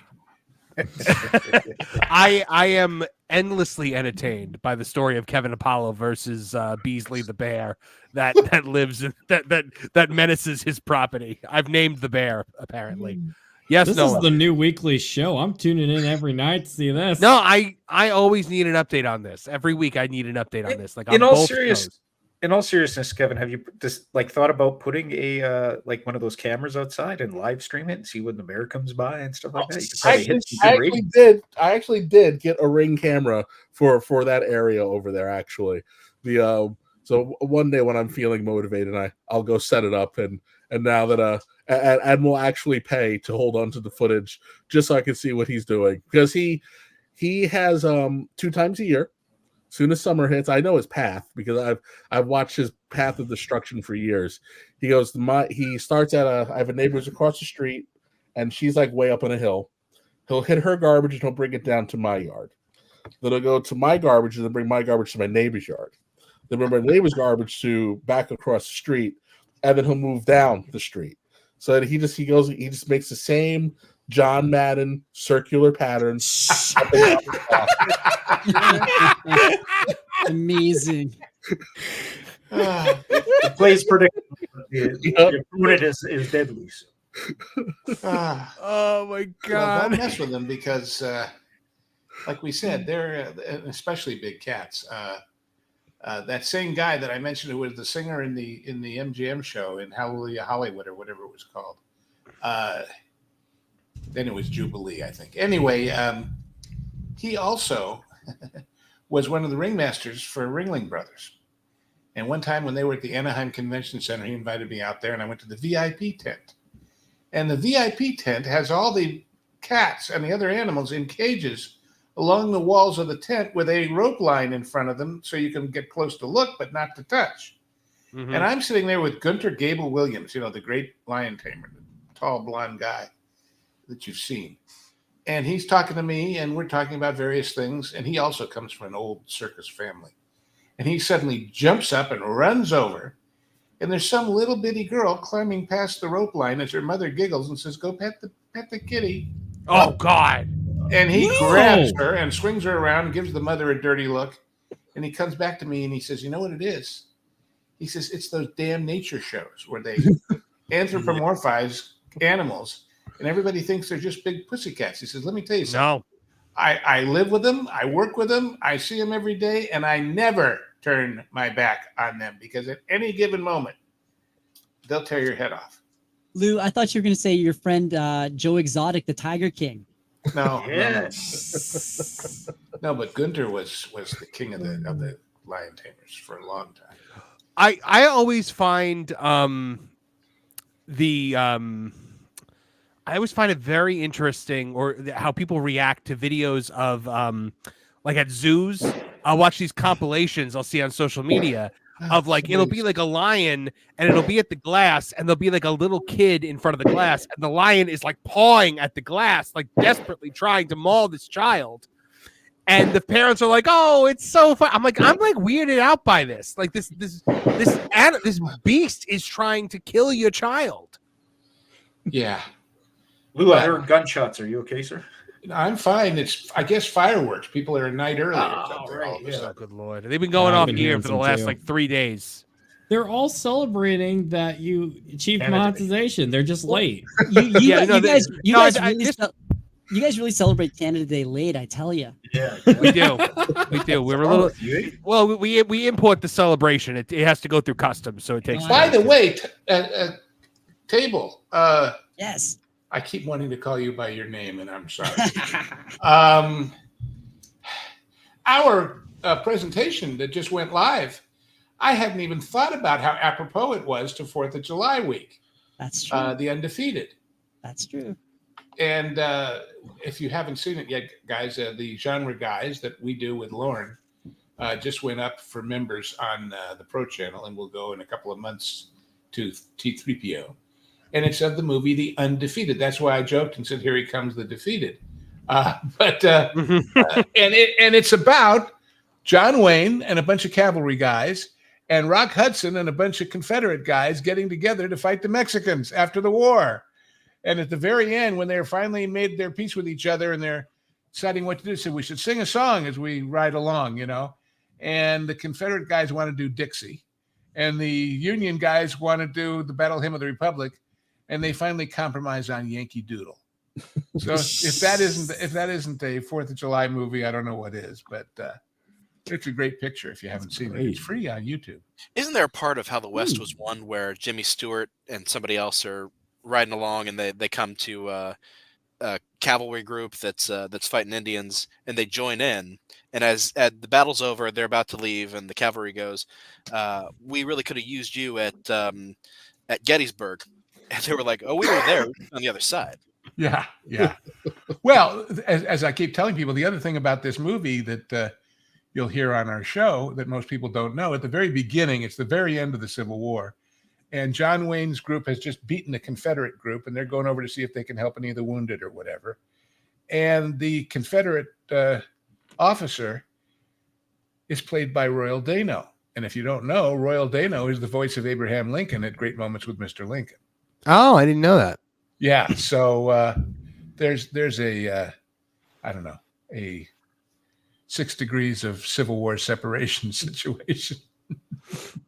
All right. Well, our good friend at Hangry Table has got to get going for the night, but we appreciate having him here. Hangry, talk to the people a little bit. Tell them where they can find more about you. Where they can find and what are we doing next, Hangry? What's the next movie?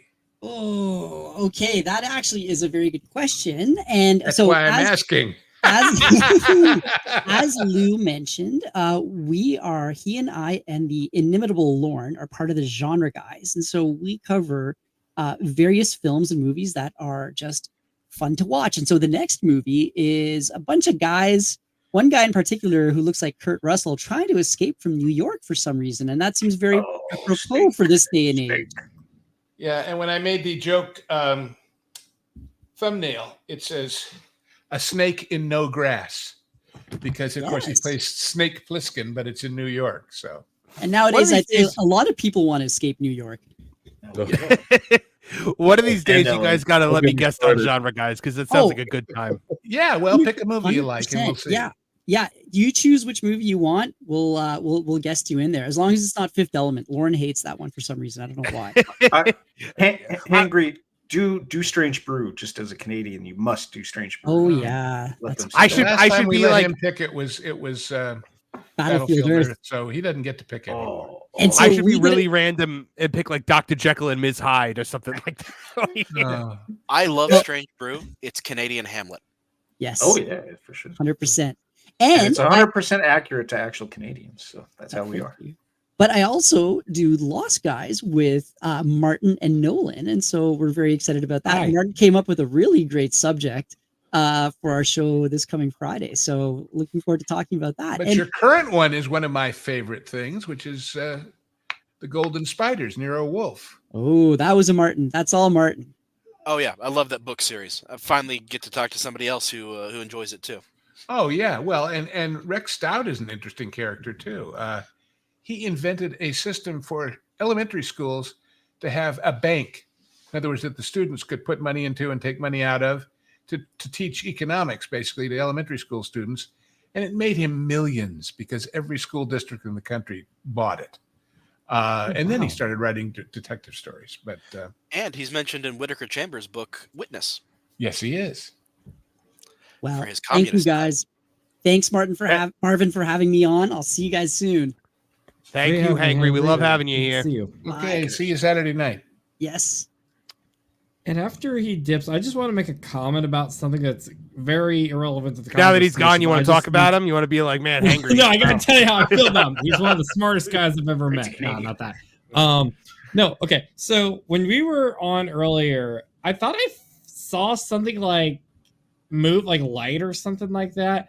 And my cat reacted to it too. She did behind me. So what if this was like one of those like ghost sighting things, like people are reviewing the stream and keep seeing the scene in slow-mo. Hopefully that's not the case, but if so, you're welcome, Marvin, for the ad revenue.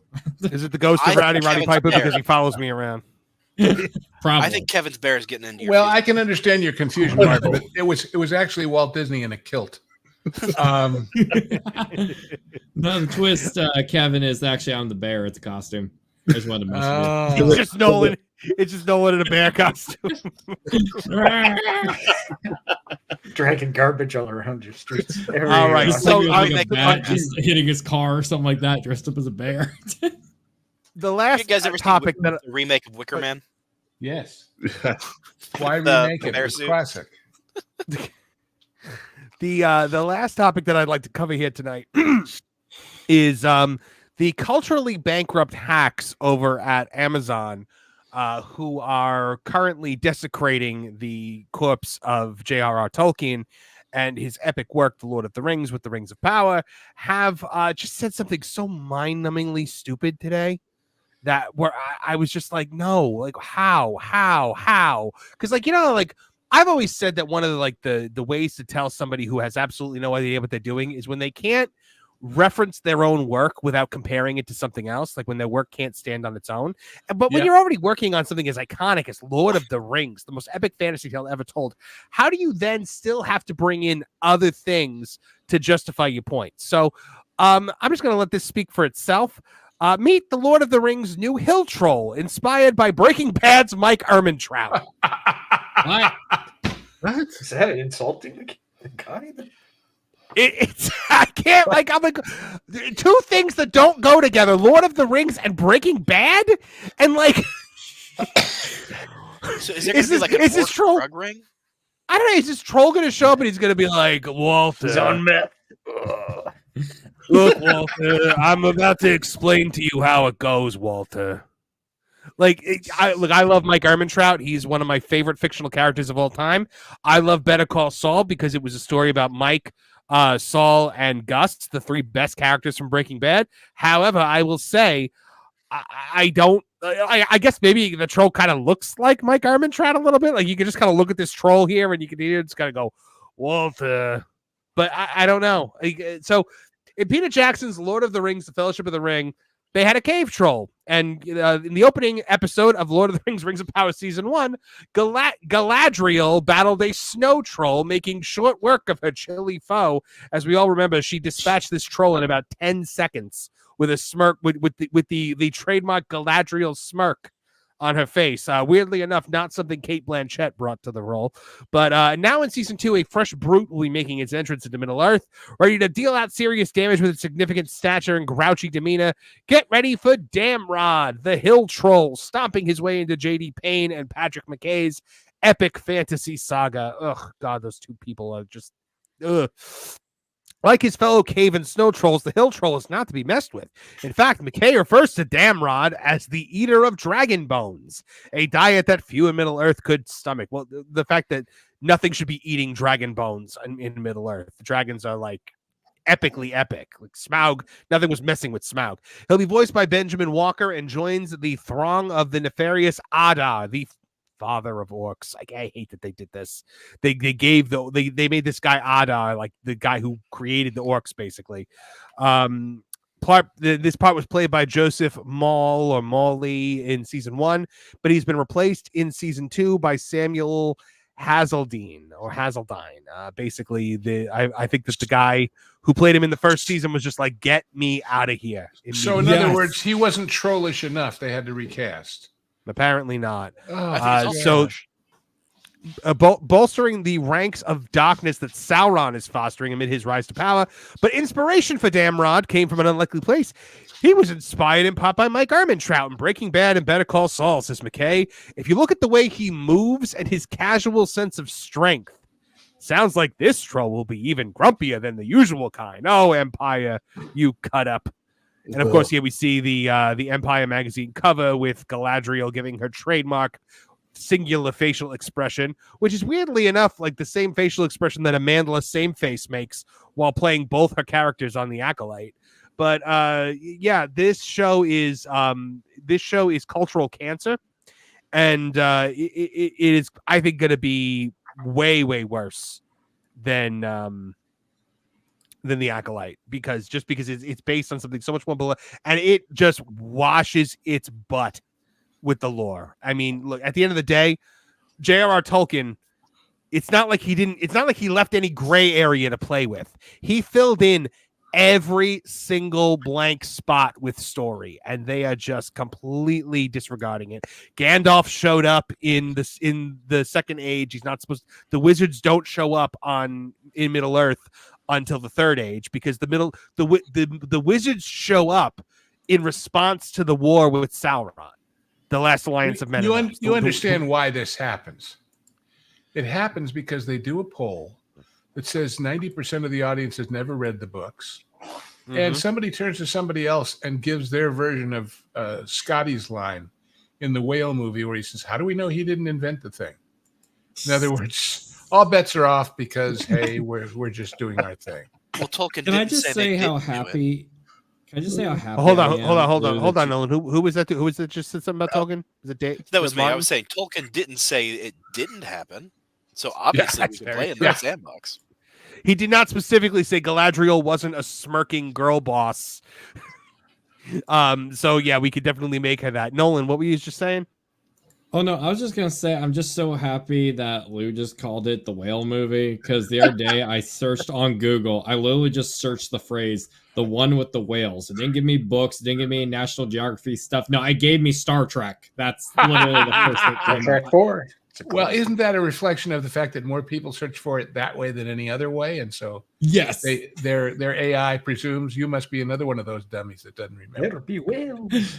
Can I say something that kind of bugs me about all these prequels is that it steals the little moments in the original work that were interesting or powerful. So where Obi-Wan Kenobi says, your eyes can deceive you, don't trust them. Well, that's not just now. It's not just something that Obi-Wan says to Luke because that's a problem Luke is having. No, it's part of the Jedi liturgy, and the younglings are taught those exact words. So Obi-Wan isn't a great teacher. He's just reciting the liturgy. And Galadriel doesn't have a darkness within her that wants to be powerful and dangerous. No, that's an idea that Halbrand had to put into her mind in the First Age. Oh yeah, when he was like, instead of like you could be beautiful as, he does the whole like treacherous as the sea, beautiful as the dawn. Like he does the whole speech to her, and I was like, really? She was plagiarizing him to Frodo in Fellowship?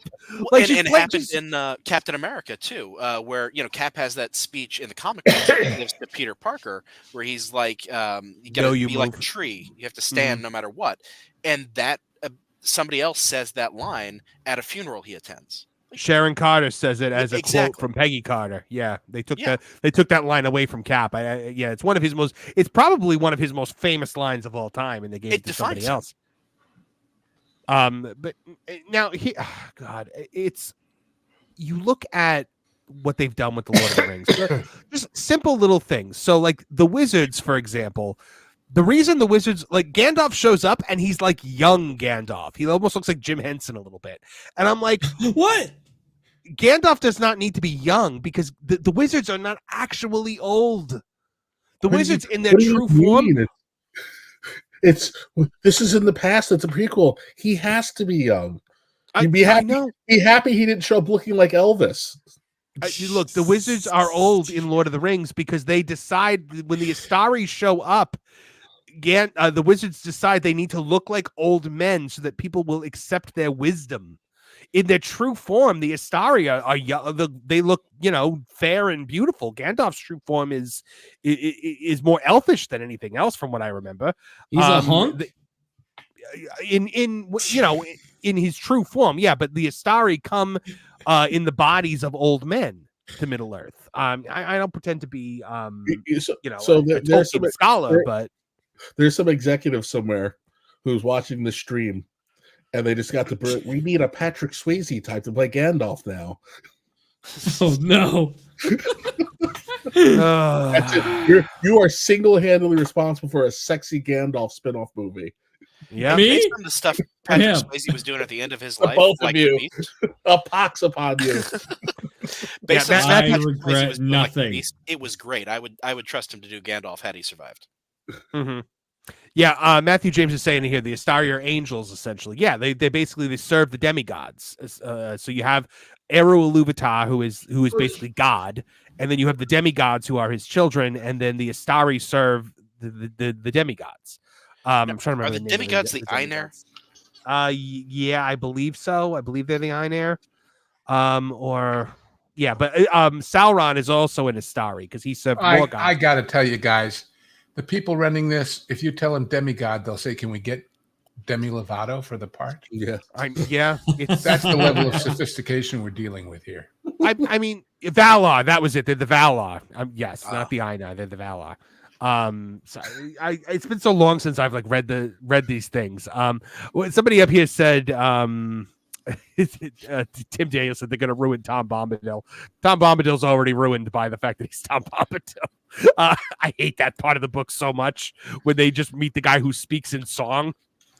Because if you actually Marvin. Oh God, no. I do like the fact that this guy is just apparently just immortal and impervious to all things, and all he wants to do is just sit in the woods and smoke pot with his hot blonde wife. Who does it?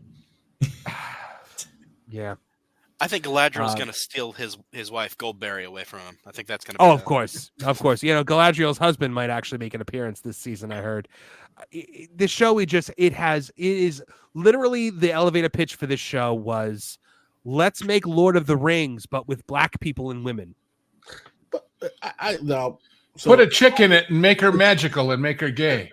Yeah, Kevin Apollo, what were you saying? I was gonna say, I mean, listen, what do you want? It's from everybody's favorite group of uncreatives. The bad reboot should have stayed a secret hideout types. I thought they got fired.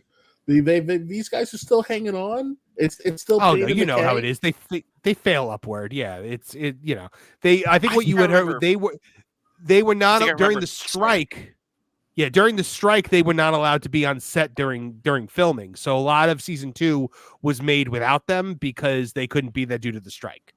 I think that's probably what you're referring to. Martin, what were you saying? Well, I think I remember after season 1 released, Amazon announced that there was going to be a reorganization, and they were no longer going to be totally in charge. They were bringing in another team as well. Oh well, they're at least partially in charge, and they're making trolls based off of Michael Ehrmantraut. From listen, I'm just doing this. I'm a retired troll. I'm just doing all this to provide for my granddaughter troll. I was about to say my granddaughter troll. Ridiculous. I mean, look, and here's the thing. I believe Leslie Headland also invoked the name of Breaking Bad in describing the Acolyte. I despise it because they are taking probably the most prolific television writer of the last generation in Vince Gilligan and invoking him to try and just get some of that magic off of him onto them and insert some of that onto their project to appeal to those fans. It is so transparent and so insulting because Leslie Headland cannot lace Vince Gilligan's boots.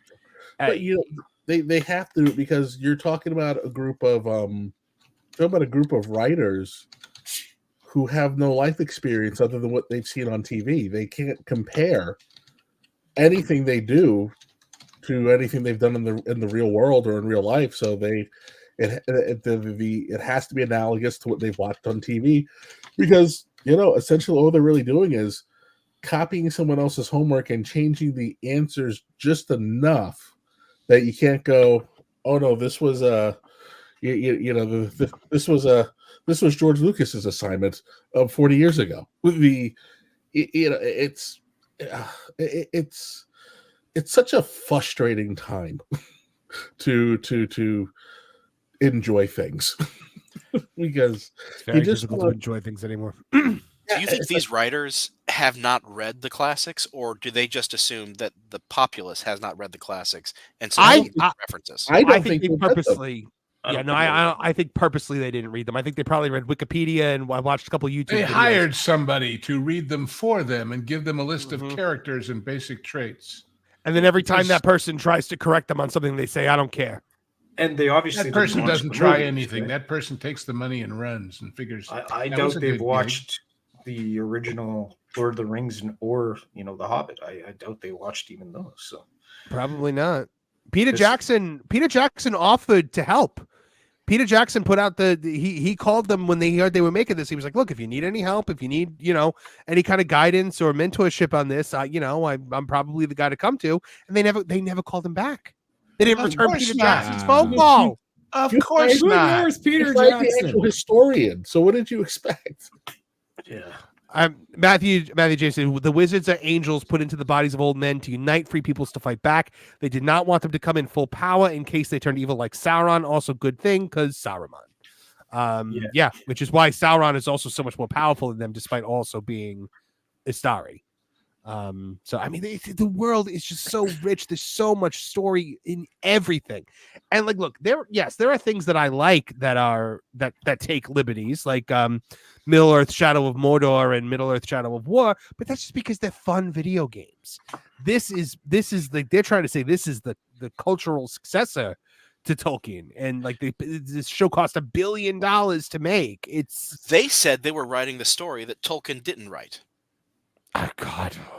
The arrogance, like the most brilliant writer probably to ever live, in my opinion. Like I think the world of the professor, and I mean the guy invented a language for this story.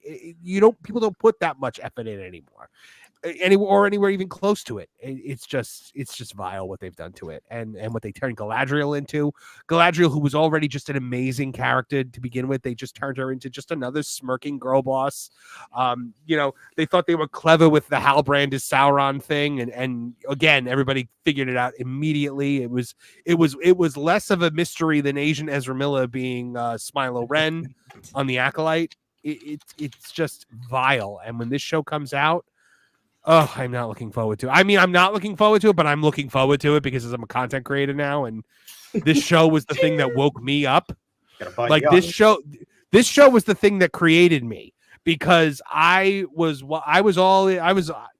kind of surface level on everything, and I was like, yeah, diversity, equity, inclusion, that should be in everything. And then like I watched this, and I'm like, what is happening? And like when you see just Kevin Apollo got the phone call where I was like, what is going on? Good. Yeah. Embrace your feelings. I wasn't thinking Star Wars. You were talking, Marvin, this was your origin. I'm picturing like the backstory in the Fellowship of the Ring, but it's your creation, how you came to be, how it drove you mad. It basically, this is like, it was my precious, and it got taken away, it got stolen by filthy Bagginses. And yeah, but like they can't use hobbits. They can't use anything that anyone remotely wants to see. You will probably never hear them call Gandalf. They might call him Mithrandir when they finally call him something, because he showed up and everybody was like, that's Gandalf, and they're like, oh no, it's not Gandalf. But at the end of the season, they're like, yeah, it's pretty much Gandalf. Wait, is that because they don't have the rights to those things, or because they're just they don't morally? Yeah, they don't have the rights. Oh, so it's like Star Trek 25% different kind of scenario here, right? I believe Warner Brothers has the rights to most things. They pretty much, Amazon pretty much only really got the rights to like the compendiums. Right. Warner Brothers has everything else. I thought they only had the rights to the Embracer Group have some of it? I'm sorry, Martin, what were you saying? I thought they only had the rights to the appendices, so not even like the Silmarillion. Yeah. They do not have the Silmarillion. Right. So it's just the appendices, which is why we're getting sort of bastardized versions of the Beryl story and things like that. You have to remember the long history of bastardizing things. The most famous story I've heard, when they made the movie King of Kings in 1961, Jeffrey Hunter played Jesus. And apparently he was a very, very, very devout Christian. And so he got really angry about the script not following the Bible. And he supposedly called a meeting of the producers and the writers, and he said, "How dare you?" And he showed him the Sermon on the Mount. And he said, "How dare you change the words of our Savior?" And the writer replied, quote, "Well, I thought the original he sounded a little too pushy." True story. That sounds like a King of Kings. So that's the kind of stuff that happens in these things, unless there's somebody on top of it stopping it.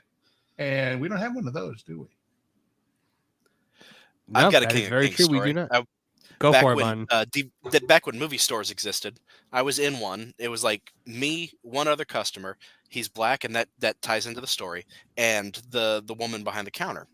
And he and I are walking around. We're talking about movies, and he calls to the lady at the counter. She comes over, and he's like, "I can't find King of Kings." So she takes him to the black cinema section. And he and I just start laughing our heads off. And I felt so bad for the lady. What did she think he meant? Wow. I don't know. Was there like some ghetto blaster movie, King of the Hood or something? I mean, it's looking for something with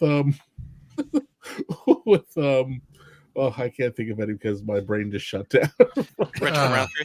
Yeah, Richard Roundtree. Oh, Richard, yeah. Well, that's like, it was a Monty Python sketch about a bookshop, and the guy comes in, he says, "Yes, do you have a copy of 50 Ways to Start a Fight?" And he says, "Buy?" He says, "Some Irish gentleman whose name escapes me."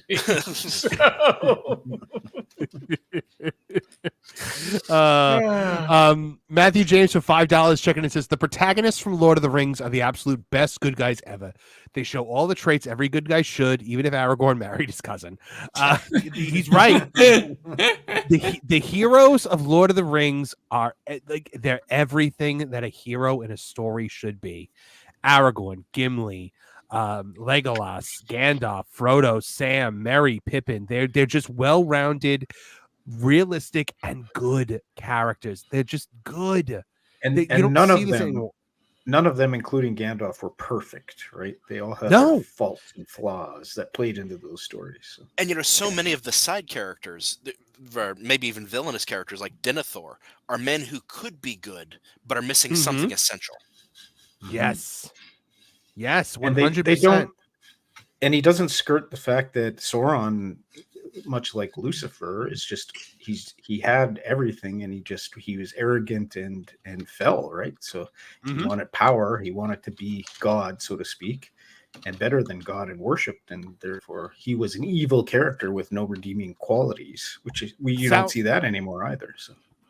I will see. So you have two Dark Lords of Middle Earth. You have Sauron. You have Morgoth. Morgoth was the big bad who came before. Yeah. Morgoth just wanted to destroy. He just wanted to wipe out Iluvatar's creation. Sauron wanted to impose order. Morgoth wanted to destroy. Sauron wanted to rule. And I think that is the more. I think that's more of a great distinction between you two villains there. And Matthew also says Andy Serkis did the audiobooks. That is true, and I am listening to it. The one thing you don't realize about Lord of the Rings when you hear it read aloud to you is that it is essentially a musical. Like the hobbits sing all the time. Yeah. And like full songs, like with like verses and refrains. Yes. And like, it's so funny because like Andy Serkis sings all of them. And when Tom Bombadil shows up, it's just Andy Serkis like singing nonstop. It's really funny. By the way, Andy Serkis, that is what range. You want to look at probably the actor with the most range of anyone like currently. When I was doing my review of the Acolyte episode 5, I looked at that terrible scene where Amanda Sameface acts with herself. And it's just like if you close your eyes, it just sounds like one person reading a book to you that they hate. And I went back and I watched Andy Serkis doing the Gollum when Gollum would talk to himself, doing Gollum and Smeagol. And it's just so subtle and so amazing. So I pulled from 3 sources when I was looking for inspiration for that. I pulled from that scene, and while it's a little hammy, it's still amazing. Willem Dafoe being the Green Goblin and Norman Osborn in the first Spider-Man in the mirror scene, that to do what you won't, to say what you can. And like his body language just changes ever so subtly. The facial expression changes, and like just a little switch of the eye. And the other thing I watched is because I am a geek for this kind of stuff. I watched Robert Evan performing in Jekyll and Hyde on Broadway when he would do the confrontation scene, where with a very subtle shift of posture and lighting, you are an entirely different person. Which is, I mean, Jekyll and Hyde is the greatest musical I think ever. But, I thought you were going to say you watched The Parent Trap. You know what? I will say Lindsay Lohan put a lot more thought into playing 2 characters than Amanda Seymour. The real one. I know, but I've only seen the Lindsay Lohan one. Well, I'm sorry. That's the one I think. But what I want to know, seriously, I've heard how great those circus recordings are. SERK, not CIRCUS. Did he improvise the tunes, or did they write music for him, or how did that work? Not sure. The Ruben Hott, by the way, saying the guy who was the Reverse Flash, that was for the CW show, was amazing at that kind of acting. Yes, what is his name? Is it Tom Cavanaugh? Yeah, Tom Cavanaugh. Yeah, he does a phenomenal. When he played Harrison Wells versus Eobard Thawne, I mean, it was perfect. It was perfect. I love it. By the way, Marv, how can you not mention David Hasselhoff as Jekyll and Hyde and his phenomenal job when he murdered the show? David Hasselhoff in the episode where Michael Knight's, or the founder of Knight Industries' son, comes back. Yes. Still better than a man with the same face. But no, so David Hasselhoff, let me tell you something. For Jekyll and Hyde, when he came in and he played the title role, the last performance, so they had to bring Robert Evan back. Robert Evan was the guy that took over from Robert Cuccioli, and he was beloved by the fan base. The fan base of Jekyll and Hyde was insane. Like, they called themselves Jeckies instead of Trekkies. And I know, it was so funny. So they had to bring Robert Evan back and put him in the matinees just so that the show could remain afloat, because David Hasselhoff was just killing the show. And so the real final performance, and I was at this performance, was the final matinee where Robert Evan played for the last time. And then apparently at the last actual performance with David Hasselhoff, people were like heckling in the crowd, and somebody went outside the theater on the big like poster of his face, like on the side of the building, and just spray painted "murderer" on it. I told you these people were nuts. Surrender, Dorothy. Yes. Surrender, Dorothy. All right. Well, that was our last news item for the week. Unless anybody else has got anything else, I think it might be time to wrap this up, because I got some headlines that I have to edit and get out for my very impatient wrestling fans who have been, asking me when headlines for the last week. So what a stellar panel we had today, guys. Thank you, everyone who chatted, everybody who super chatted. We are still growing this show, and I'm very, very hopeful for this show and this channel. I'm just honored by the response we've been getting. Kevin Apollo, tell us more about what's going on with you right now. When's the All-American the All-American Bash, or the All-American Banger? Banger, that was it. Yeah, that's actually next weekend, July 13th, at the Gallery at Crystal Run in Middletown, New York. Tickets are available. I'll be posting them up on the ACW Instagram account. I think there's a Twitter account, but I haven't used it in forever. So, that is a pro wrestling show, by the way, folks. I know I didn't preface with that. Oh, I thought it was British sausages on behalf of 4th of July. All American Bangers, yeah. I saw a meme today with George Washington that said, "Have a nice day at work, England." Ha ha ha. So, Kevin, you're a wrestler or a promoter, or both? A little bit of both. He's both. Yeah. So you can put me in a sharpshooter and yeah. Oh, you could definitely do that, Dave. If that's you got to be careful. No, I don't need it done. I know that's you got to know what you're doing. He'll throw you into the 4th row. He'll slap your jaw off. In the head with a chair. Okay, but yeah. Anything else, Cal? Or where can people find you? Yeah, sure. Let's see, what is it? Kevin Apollo. On what am I? What is it? War Dog. Your War Dog Apollo on Twitter X. Thank you. I'll start doing your plugs for you. Instagram and Twitter, it's the same thing at War Dog Apollo. Space Dave 2000. I'm so thrilled that you were able to join us. Tell us more about what you got going on, where people can find you. Plus that game place, with both of us on there. So yeah, walk us through where folks can learn more about you and find what you're doing. Yeah, if I'm not out in the audience of WWD Pros shows or that Park Place, right now I'm participating with that game place, and I have a pretty large collection of NES, SNES, N64 games, so you're going to start to see those seep into a lot of the shows. And as Culture was saying on today's show, that all of that's going to grow. Right now I'm working on a review of Zelda the Link's Awakening remake, so I'm just finishing that up, and then I'm going to edit all that, post it up, try to keep it under 10 minutes. It's a pretty big game, and it's a big game. That's going to be it's bigger than I thought. It's taking me longer to get through because I'm not a completionist, but there are parts of it that I'd like to get all done and get a broader picture of the story of that game. Yeah, so it's pretty good. It's impressed me so far. So that'll be up next couple of weeks, hopefully. I am working on a project for that game place as well. Space Dave got to hear the first verse of it. I'm doing a song parody called about Sweet Baby Inc.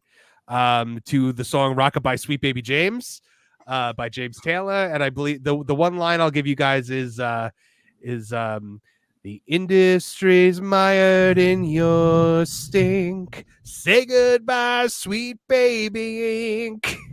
We've got like one verse written of it so far. So look out for that in the coming weeks. Martin Stone, where can people find more about what you are up to? Well, I talk with Nolan Thunder and Hangery Table about lost media and things that have been forgotten on a show called The Lost Guys. You can find that on That Park Place. Our last episode, as Lou said, was a Nero Wolf mystery called The Golden Spiders. Nolan Thunder, we know we can find you at That Park Place doing a whole bunch of things, but your personal channel as well. You've got a new video coming out very soon. Is that correct?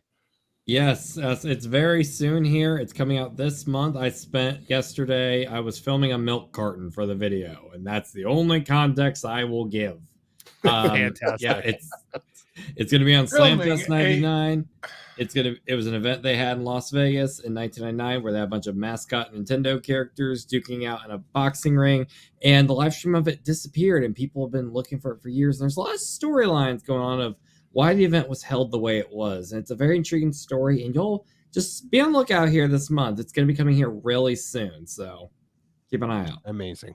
And of course, the incomparable Lou Wasserman's Ghost. Thank you so much for being here, my friend. I'm comparable to several demigods. And no, of course, we did the Genre Guys Plugola to death, but I do have this other show on Sundays at 2 p.m. on T3PO, where with the able entrepreneurship and Toastmastership of Vash Sky, we open it up to the world and say, ask me questions about the movies and what you want to know and how they work and how they don't work. And the only proviso being I don't give away any personal confidences because I'm a man of honor, which explains why I don't work anymore.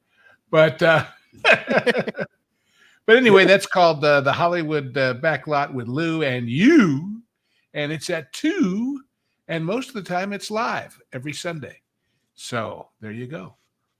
Oh, I'm going to be doing the show tomorrow. Because one of our number is down, so I'm filling in as co-host with Vash on that Park Place. Park Place. Yes. Oh, okay. Yeah, I'll see if they need anyone else as well. I always love popping into there. So I was on T3PO with Vash recently.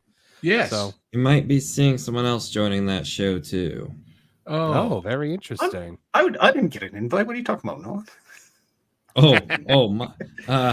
Folks, for here at Tooney Town TV, we are on the road to 2,000 subscribers. We are about 70-something subscribers away from hitting the big 2K, and we've only been around for 4 weeks. So I am thrilled beyond measure.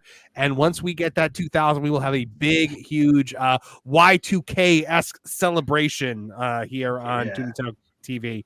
So thank you guys so much for making that a possibility. Please also subscribe to Tooney Town Wrestling, and remember we've got the Tooney Talk Wrestling on Tuesdays at 8 p.m. the fastest rising live stream pro wrestling podcast in existence. Everyone, please like, share, subscribe, help grow this channel, so we can provide more daily content for you. All right, so for Kevin Apollo, Lou Wasserman's Ghost, Nolan Thunder, Martin Stone, Space Dave 2000, stuttering guitarist, Hangry Table, I'm Marvin the Movie Monster. Now get out of here! Now, Perry the Platypus, feel the wrath of my thank you-inator! Thank you, you piece of trash. Thank you. Thank you. Thank you!